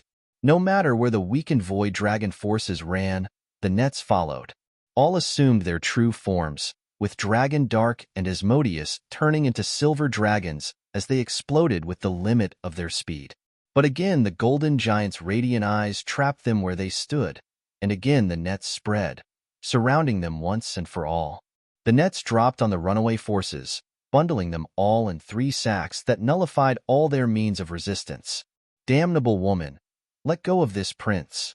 Dragon Dark snarled, as he pointlessly thrashed against the impregnable nets. Those nets were devil artifacts tempered with the acme of Conrad's negation powers and supreme will. There was no room for escape. Apologies, little brother-in-law, but my husband requested dragon meat for dinner. As his good wife, though it nears cannibalism, I ought to serve him, should I not? Yvonne quipped, making Dragon Dark fume with rage and indignation. The might of the devil forces was beyond anything they could contend with. On the scene, the evil body aside, none could escape this tribulation. How could his father not predict this outcome? No, nothing stood beyond the scope of Celestial Slaughter's predictions. This must be part of the plan. As his thoughts reached that point, though he maintained his outward struggling form, Dragon Dark inwardly calmed down. Meanwhile, Kron, the 12 orders and their leaders battled the evil body in the firmament sky. But no matter what ability they released, regardless of how much they pressured him, amidst a sea of millions of opponents, he remained unscathed. Impudent creature, how dare you rob this sovereign? Innate skill, omniarch will, bow to me. The evil body's ear-splitting snarl thundered within the orderlies' minds. Alas, to say nothing of the ones with monarch will, the devil hearts alone made it impossible for Regretless to overpower their minds. Still, hundreds of thousands recoiled, spitting large mouthfuls of blood. The dukes and princes, however, stood strong, meeting the most perverse version of the Omniarch without fear. "Young masters, with me," Kron ordered, and instantly vanished alongside the 3 princes to surround the evil body. Myriad world explosion. Kron, Helmet, Ube, and Elia said in tandem, causing a myriad of innate skills to fill the sky like miniature stars and planets before detonating in one unprecedented blast. Asterisk boom. Star. The kaleidoscopic discharge filled the sky, preventing the onlookers from staring for more than a second. Over the years, although their bloodline strength could not catch up to his, Conrad's children all saw their lineage level enhanced. The gap between them and Regretless Omniarch blood was marginal. As for Kron, with Conrad's current bloodline level, his left Regretless in shame. And yet, when the clouds of the explosion's aftermath dispersed, all were startled to find a wholly unharmed figure standing in the sky. The evil body's hands jerked forward, releasing a myriad of palms strike that blasted the 4 right where they stood. Elia and Ube directly burst in blood fog, with Helmet suffering grievous injuries. And even as their immortal blood brought them back, the other 2 didn't fare better. Unable to withstand the blow, Kron too collapsed. The gap between quasi-almighty and false almighty is so vast. Kron stammered as his form cratered within the firmament, thousands of kilometers below. "A bunch of wastes. Who gave you the gall to offend this sovereign? Even if your father was here, I would not spare him a glance." Neutral body. Regretless' derisive remark was succeeded by a thundering call that immediately reached its intended target. Leaving its post, the neutral body appeared in the firmament sky, standing in silence beside the evil body. Although the 2 could exhibit almighty-level strength in their attacks, they couldn't freely use one another's unique abilities. Only by standing side by side could they achieve that. "Let's erase them all in nothingness," the evil body ordered, making the neutral body nod in approval. The 2 raised their hands, causing a gulf of pitch-black nothingness to appear around the devil forces, threatening to swallow them all. But at that time, a finger snap echoed, and the gulf imploded, vanishing in an inward collapse. Did someone say father? In a twister of black winds, a figure appeared in the sky, ignoring Regretless to sweep the devil forces. If the golden imperial gown wasn't enough, that Empyrean face all knew so well announced to the warring sides that the profane prince had arrived. "Dragon Warden, you finally deigned to show yourself," the evil body hissed. The neutral one, however, made no comment. Conrad ignored them both, focusing on his forces. "You did well. Now you can rest," Conrad declared and swept his sleeves, causing hundreds of thousands of firmament fruits to tumble toward his forces. Each received one, with the last one remaining in his possession. The evil body's grimace twisted face further distorted, and he sneered at Conrad's move. "You think that by making all your devil monarchs rise to the peak you can defeat me? Delusional." He scoffed, and only then did Conrad shift his gaze toward him. "I merely want them to enjoy a pair as they watch me crush the so-called Omniarch."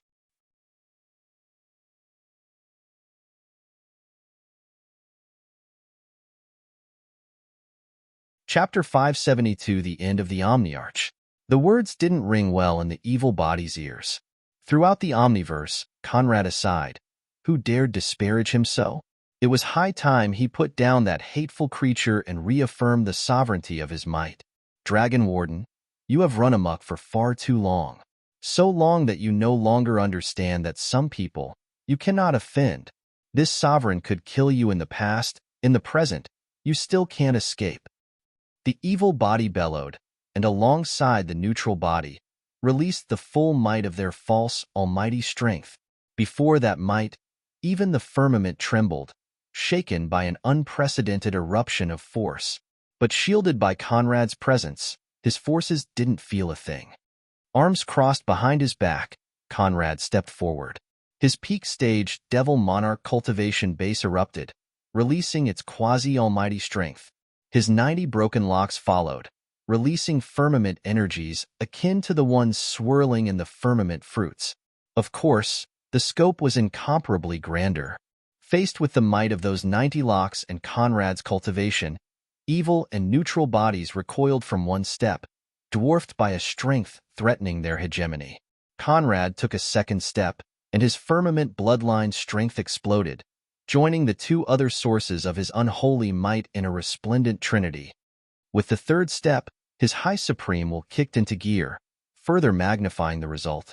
As Conrad's icy gaze nailed them, the two bodies felt as if the most dreadful of primordial beasts, the embodiment of all nightmares, stood before them, announcing their impending destruction. 3 steps and their momentum collapsed. Bang! One moment, the two bodies' eyes still nailed Conrad. The next, ear-splitting cracking sounds resounded from their chests.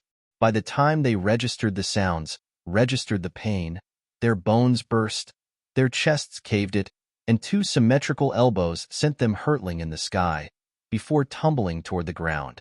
Yet, Conrad still stood in his original position, arms crossed behind his back. False Almighty is just a made-up title. Because of it, you think you can keep your back straight before this emperor? Conceited. As Conrad's calm words echoed, the two's eardrums burst with blood erupting from their ears. By the time they tumbled onto the ground, their eyes widened in disbelief. Conrad raised his right hand, causing a tribulation envoy to vanish from the nets and land before him. Without a second thought, he devoured the prey, adding its blood origins to his myriad world immortal lineage. In that instant, his bloodline finally obtained the one missing part, thereby fulfilling its true potential. Again, Conrad's strength rose. Come, I give you 3 moves. If you can put some dust on my imperial robe, I can consider making you my new imperial eunuch. The nonchalant tone and derisive look with which Conrad said those words pulled the evil body back on his knees. The neutral self followed suit, and as the two mutually reinforced one another, the evil self's scara became a bright crimson. Innate skill, absolute strength. Innate skill, absolute speed. Innate skill, absolute defense. The two bodies released their absolute attributes and shot toward Conrad. The evil body's right hand curved into a knife, chopping at Conrad's neck, while the neutral body's hand became a claw aimed right at his Thonian devil heart. The chopping blow and claw strike that could have instantly sent a quasi-almighty into defeat stopped right against Conrad's flesh. It was as if an otherworldly force siphoned all the strength within the blows, leaving them no better than the average human toddler's all-out strike. From Conrad's body, the energy robbed from the two bodies' blows erupted, reversed with 10,000 times the might. Shredded by the formless energy surge, evil and neutral body flew backward, torn by unspeakable gashes. Their blood overflowed, rising into the firmament sky, before tumbling in blood rain. Impossible, impossible, impossible. The evil body broke into maniacal screams. To him, power was his everything. How could he endure the sight of one he despised so effortlessly crushing him? No, he couldn't. He wouldn't. In that blood frenzy, the evil body did something regretless and his right mind would have never dared. As his form hurtled down, he aimed his right hand at the firmament's sky and snarled. Tribulation lightning. Tapping in their omniarch blood's strongest ability, the evil body released the most dreadful of tribulations imaginable, the firmament's tribulation lightning. Jade haze gathered in the sky, with crackling lightning and grumbling thunderbolts. 9 thunderbolts descended, striking Conrad with their full force. Boom!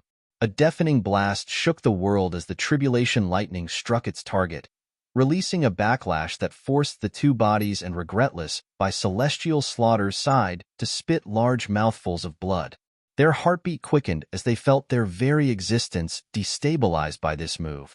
But as evil and neutral body floundered in the sky, with the evil one bursting into frenzied laughter, the clouds of smoke raised by their blow dispersed, revealing the unharmed form of Conrad, still standing in the sky with his hands crossed behind his back. Congratulations, you managed to put some dust on my imperial garb. However, Conrad began, as the firmament's tribulation lightning brewed from his form, before erupting in 9 bolts aimed at the evil body. I'm not sure you will live to enjoy your rewards. Another ringing blast, and the 9 jade thunderbolts struck the evil body with 10,000 times the might. The so-called absolute defense collapsed, and the evil body turned into a charred mess as he dropped onto the ground. This time, he didn't find the strength to rise again. Before this scene, the neutral body held his breath. Even firmament lightning couldn't dent his form. In this world, besides omnipotence, what could harm him? Meanwhile, celestial slaughter and the wounded Regretless observed the scene with rapt attention. What an unfortunate turn of event. I suppose it is time to end this little game. Regretless, let's finalize the contract. Celestial slaughter began and flew into the sky, towering above Regretless with his eternal, false smile. With a wave of his hand, 2 figures appeared before Regretless, one male, one female. And if Conrad stood beside them, he could have recognized them without effort. Highest Dragon and Divine Enchantress. Regretless' most beloved uncle and mother. You know the terms. In exchange for letting me refine your 3 bodies, I will send the 2 of them into reincarnation, binding their samsaras so that they may be husband and wife throughout eternity. At the same time, their fate standards will be altered so that they never again set foot on the cultivation road. Mortal kings and queen, ministers, or wealthy merchants. So long as I reign, the cultivation world will never again affect them, and they will always live free and unfettered lives, 100 years of bliss throughout all incarnations.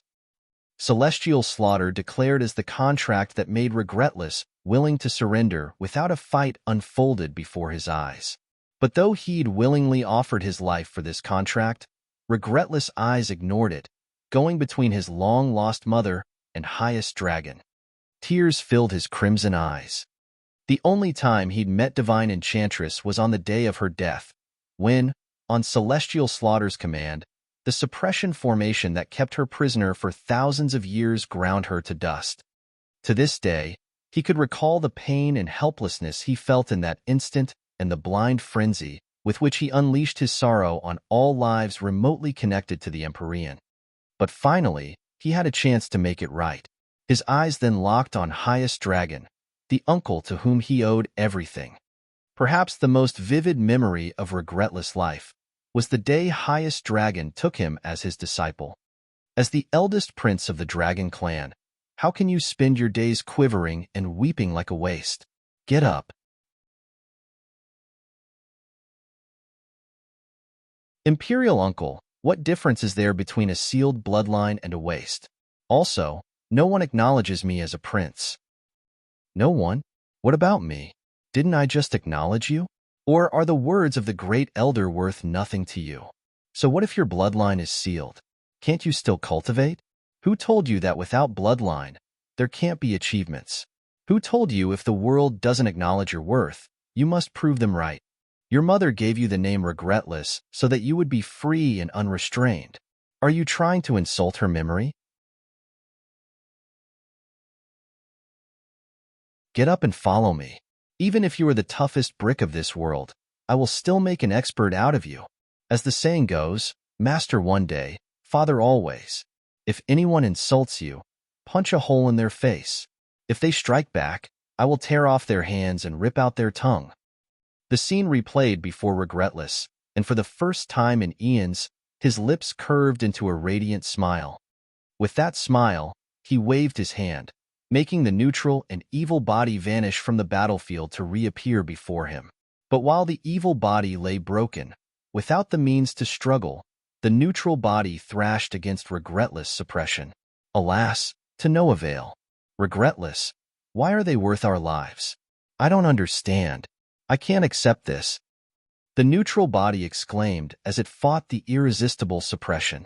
Regretless ignored it, and as his tear-drenched eyes locked on Highest Dragon's form, he rose into the sky, taking his final steps to sign the contract that'd end his existence.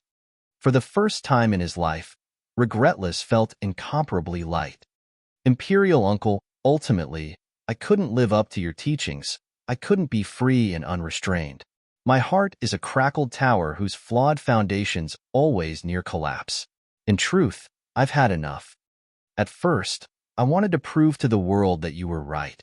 Right to look after me, right to support me, right to stand by me despite all opposition. So I cultivated more than anyone else. I sought treasures and chances in all directions, became the number one of my generation, just so I could tell the world that you were right. Then you died. As he reached that point, Regretless' voice broke, becoming a trembling of words mirroring his dripping tears and contrasting with his radiant smile. You died, so I wanted revenge. To become the strongest, I died.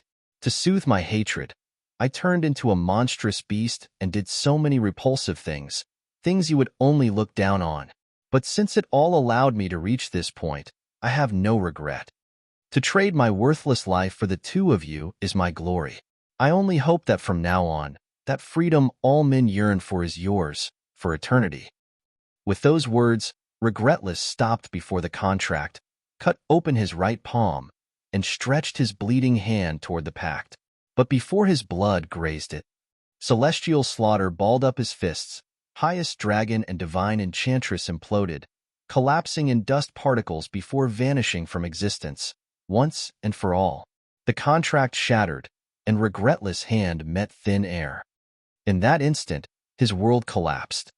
Regretless wanted to ask why, to scream his grief, seize his father's neck and ask why, but he couldn't. All strength vanished from his body, and as his mind collapsed, he trembled within the air. At that time, the inconceivable occurred. The evil body that should have been left powerless and the neutral body that remained silent leaped from the ground and, using Regretless' inward collapse, stabbed him in the back. In that instant, they broke the link, destroyed his soul, and seized the body, merging with it to finally become Almighty. Nothingness, infiniteness, and all transcendence united in a brand new will, an Almighty will rippling with the power of omnipotence. Seeing this, celestial slaughter curved his lips into a smile, and he vanished from the firmament. Without hesitation, Conrad led his forces, and they too vanished from the firmament. From within its hidden world, Shadow's eyes opened. Shadow's second rule, omnipotence is forbidden. Kaleidoscopic hands rose from all corners of the firmament, trapping the newly ascended existence in their midst. Eowyn, faced with imminent destruction, without other recourse, the new Almighty self-destructed, ruining its own almighty will to trigger an omnipotent blast that tore everything across the firmament to shreds. Without a body, Shadow was just true almighty level. The omnipotent blast would undoubtedly take it down with it. And it did. With the firmament's destruction, Shadow too perished, collapsing alongside the new almighty in that one omnipotent blast. Clap, clap, clap. Now this is what I call a firework. Celestial Slaughter approved as he watched this scene from above.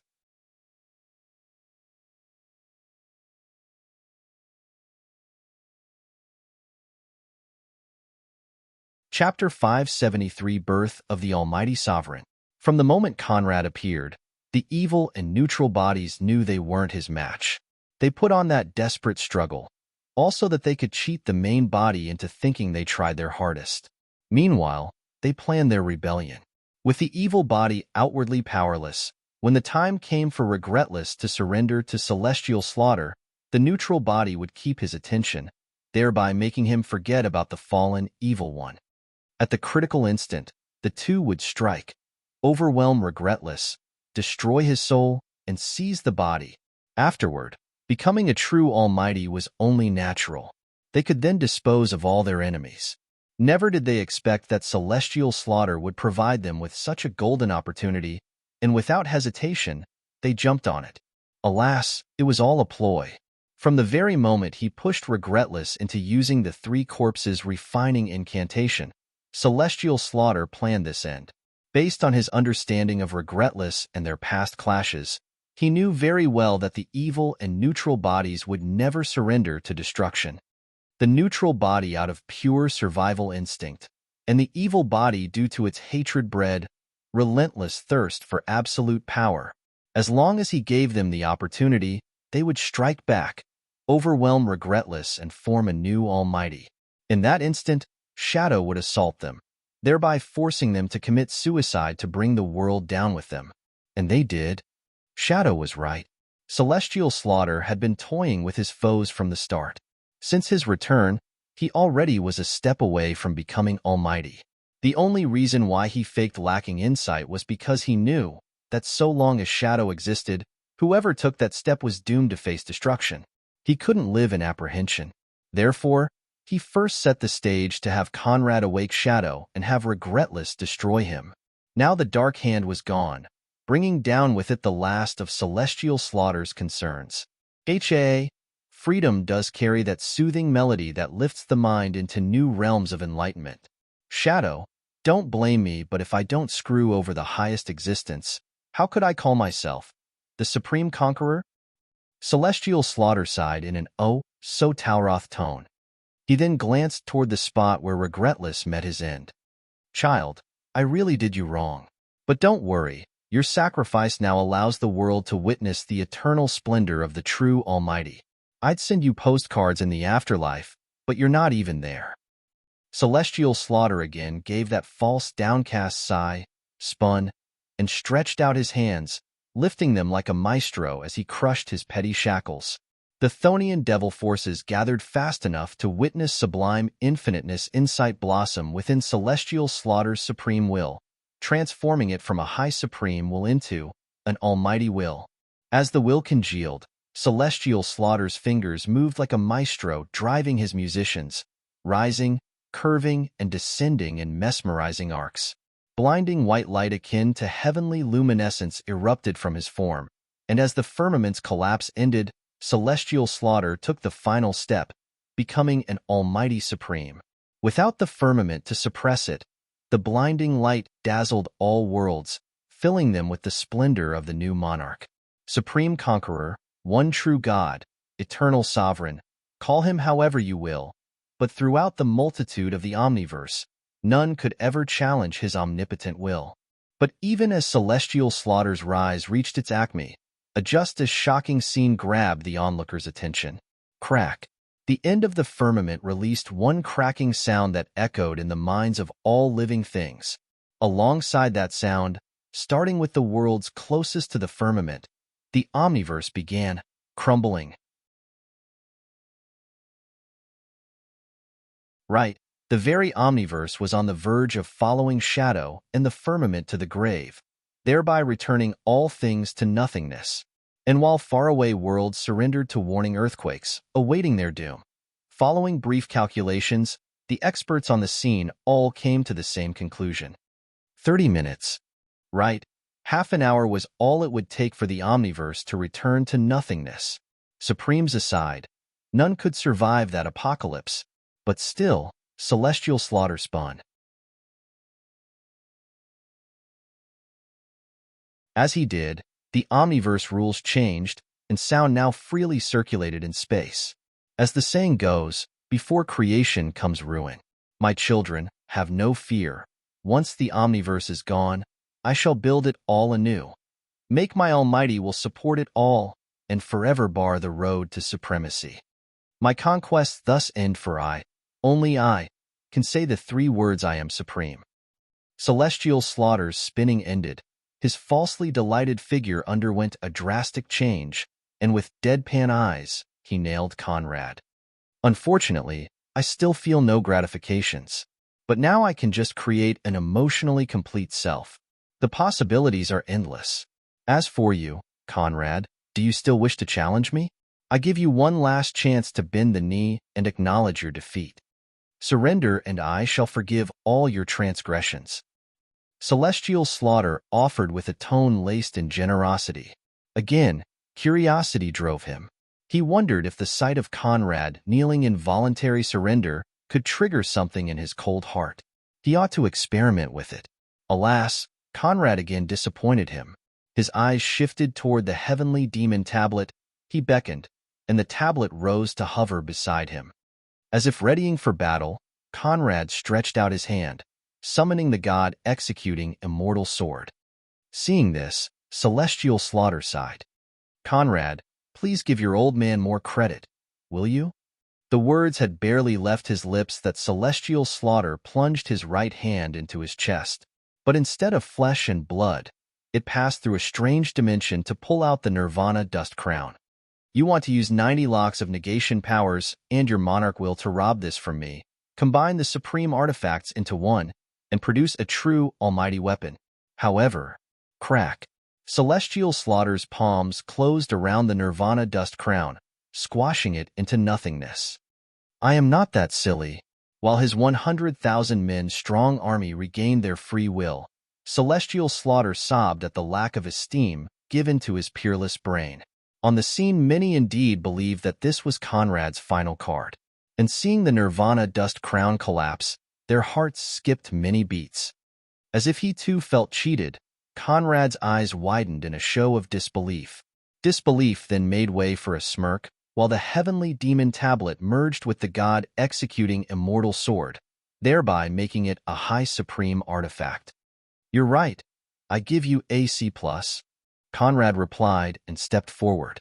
The screeches of the god executing immortal sword tore through the collapsing space as the acme of Conrad's devil forces, bloodline strength, physique abilities, and insights erupted in one go.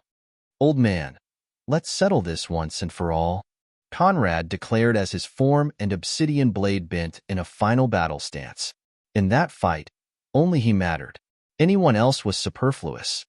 But hearing those words, Celestial Slaughter shook his head. You live in denial.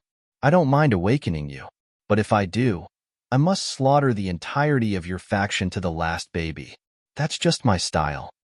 The new Almighty didn't bother with fighting stances. He merely released the might of his omnipotence, letting the dazzling light tell the world tales of his invincibility. His eyes looked beyond Conrad, locking on a figure by his side. Sons indeed can't be trusted. A monarch's true delight lies in siring a princess. Fortunately, I made preparations long ago. Little girl, why don't you return by father's side? Celestial Slaughter asked as his slit, golden eyes stared at Yvonne.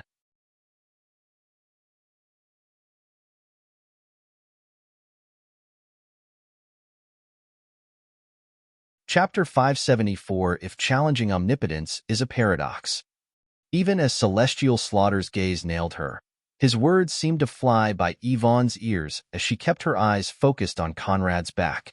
Others, however, soon felt waves of confusion flood their minds. Only Conrad and Dragon Dark didn't experience any ripple.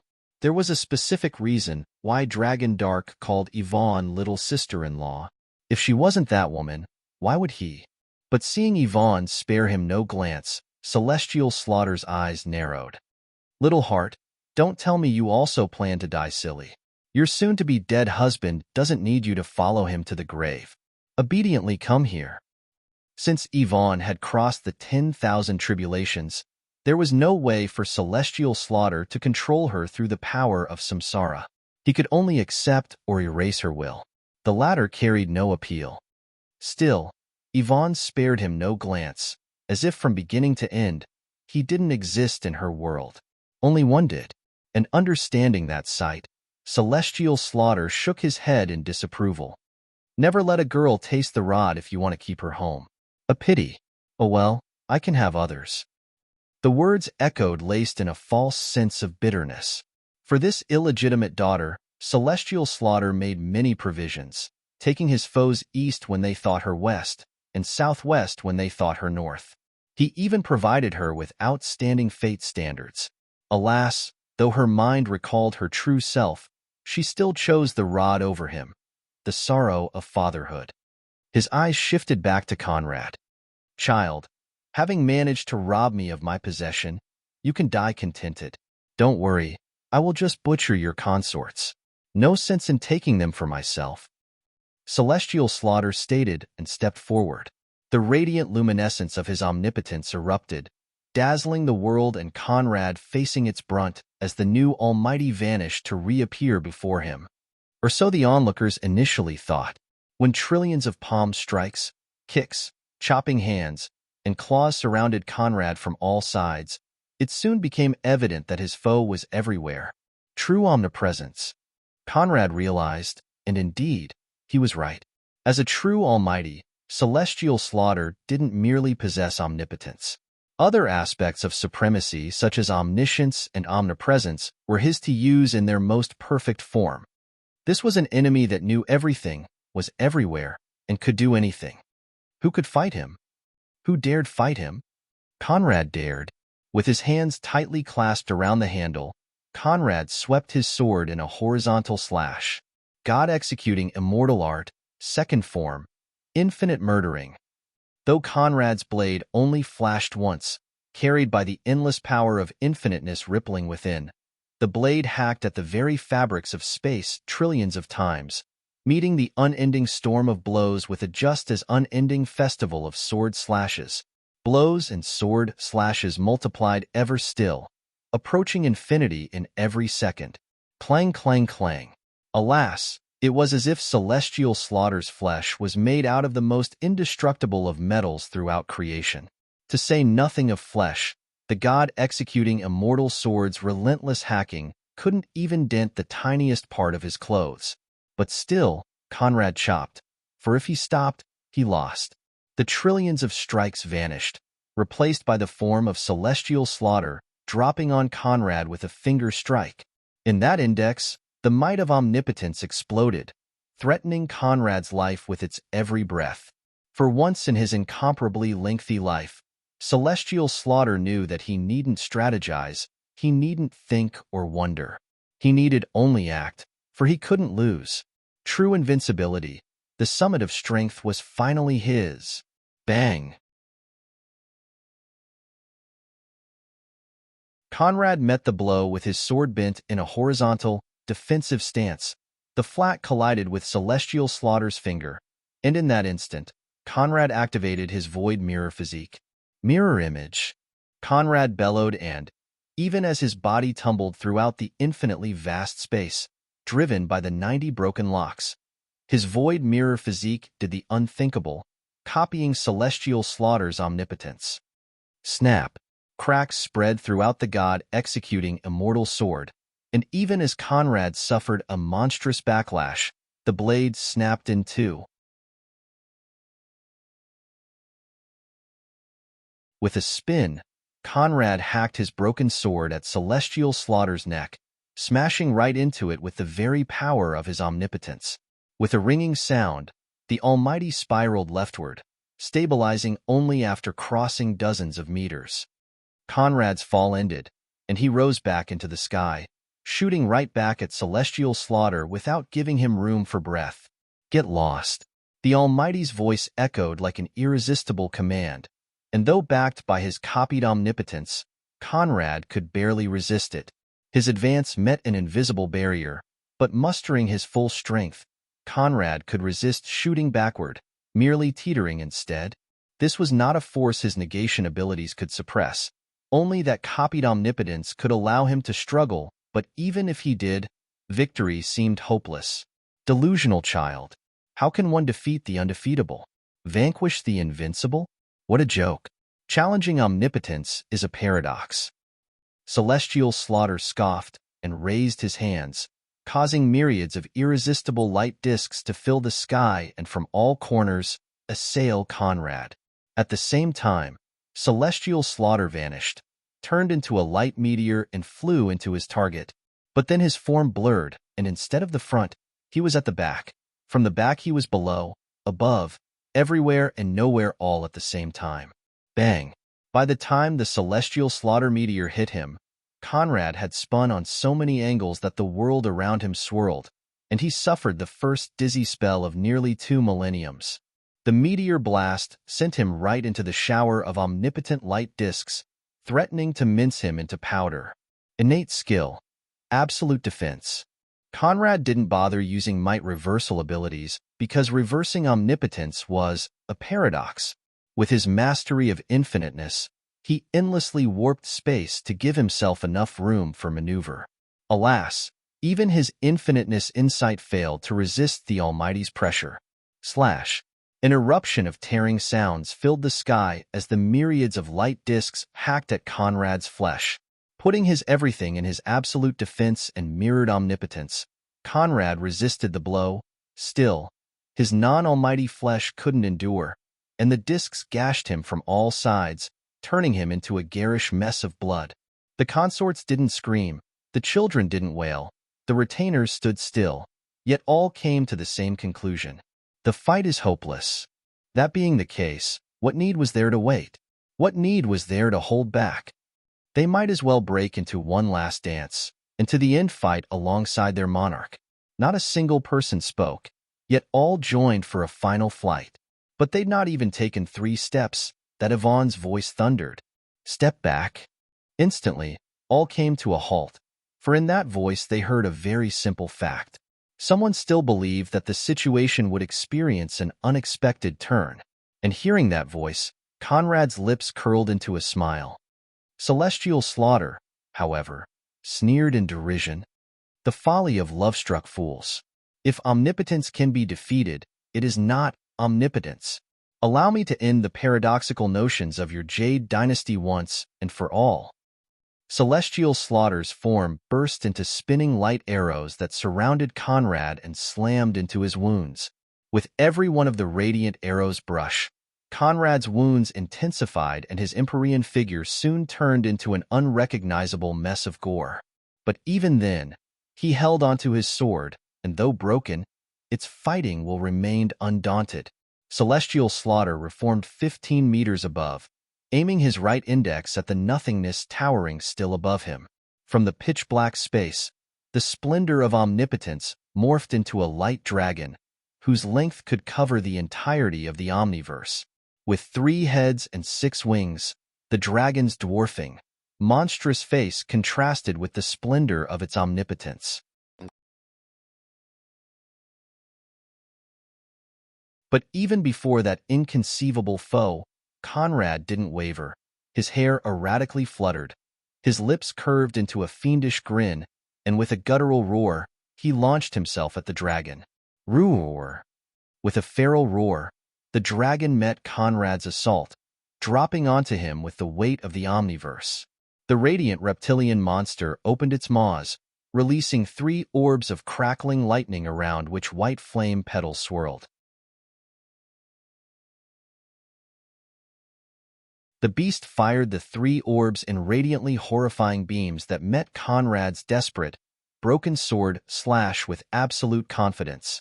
The devils watched in awe as their sovereign took on this invincible foe, but shockingly as his form neared his infinitely larger opponent, Conrad pulled out the firmament fruit he'd set aside and shoved it down his throat, swallowing it one go. None could understand why. None had the time to. God executing immortal art, final form, extermination anima, Conrad bellowed, became one with the god executing immortal sword, and turned into a massive black veil. The veil morphed, becoming a gargantuan lion of oppressive darkness. From that lion's glowing red eyes, soul-rending extermination will rippled, and celestial slaughter aside. All that glanced at it shivered in fright. The extermination anima tore through the beams, tore through the flame hurricanes surrounding them, and as they collapsed into ember and light particles, the lion rose to slam into the dragon, embroiling it in a macabre, aerial dance. Alas, the clash of lion and dragon was short-lived. The reptile took dominance, tearing the lion into 2 perfect halves with its maw. Ha ha ha ha ha. As the lion collapsed, It left behind the broken form of Conrad, missing the left half of his body and another one half of his sword. But as his mangled form dropped, pulling tears and anguish from his relatives, Conrad maniacally laughed. Did despair get over your head? You think the fruit will magically let you break through the final realm? To say nothing of the fact that Shadow is gone, and with it all your hopes, even if you broke through. So what? I am omnipotent. Cultivation cannot challenge me. With that last sentence, celestial slaughter reappeared above the mangled Conrad and struck. Crack. His right knee sank into Conrad's face, shattering his skull on the spot.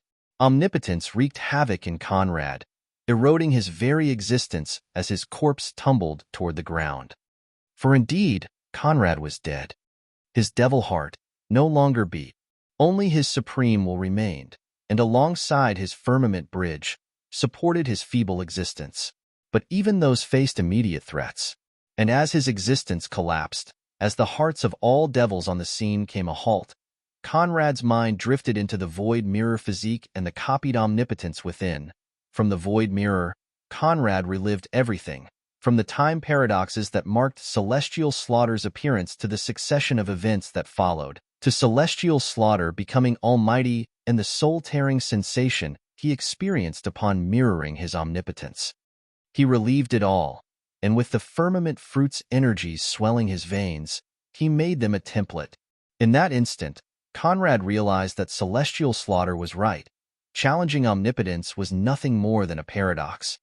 To defeat the Almighty? A paradox. To rule all throughout eternity without surrendering anything in return? A paradox. His aspirations, all were paradoxes. Therefore, his final realm could only be a paradox. Conrad's dropping corpse halted. His only remaining hand trembled. His remaining eye quivered and, though the onlookers couldn't see it, his bridge appeared, rising to impossible heights as it completed its final step. In the instant the step completed, Conrad's omnipotence-inflicted wounds vanished, his missing left half grew back, his eyes opened wide, and he hurled the broken sword at the omnipotent dragon. One hissing sound, and the god-executing immortal sword lodged in the dragon's central head, tearing through it to appear beyond. Boom. Star. The most deafening of blasts rang, and the omnipotent dragon collapsed. Yes. Before celestial slaughter's astounded eyes, omnipotence crumbled. Conrad stood up, vanished to reappear before celestial slaughter and, bang, headbutt him with full force.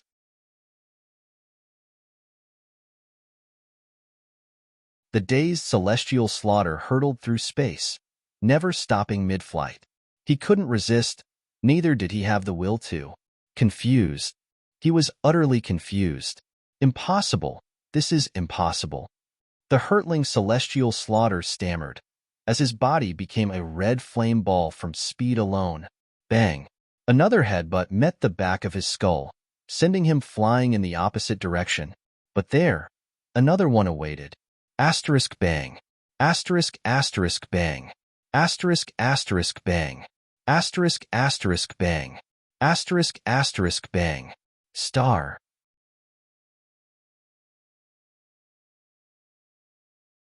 Headbutts upon headbutts slammed celestial slaughter from all sides, bashing him like a ragdoll, first on the skull only, and when it became too hard to recognize, the headbutts rained on his chest and back instead. The vibrations alone shattered his bones to the last. Warg. The dazed Almighty roared in pain, but as his mind collapsed, Conrad clutched his neck within his right hand, caught his broken sword in the left, and shoved it down celestial slaughter's throat. I always wanted to tell you one thing. Bitch, shut the fuck up. And as those words echoed, Conrad's sword tore celestial slaughter's tongue, mangled his throat, and as it forced its way through the back of his neck, Conrad tore out his vocal cords, and they didn't heal. You're tuning in to the Romance Rendezvous YouTube channel.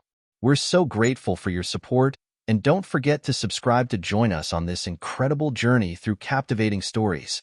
Your generosity through donations truly makes a world of difference, as it's the primary source of revenue that allows me to expand and enhance this channel for you. Thank you from the bottom of my heart for being a part of this adventure.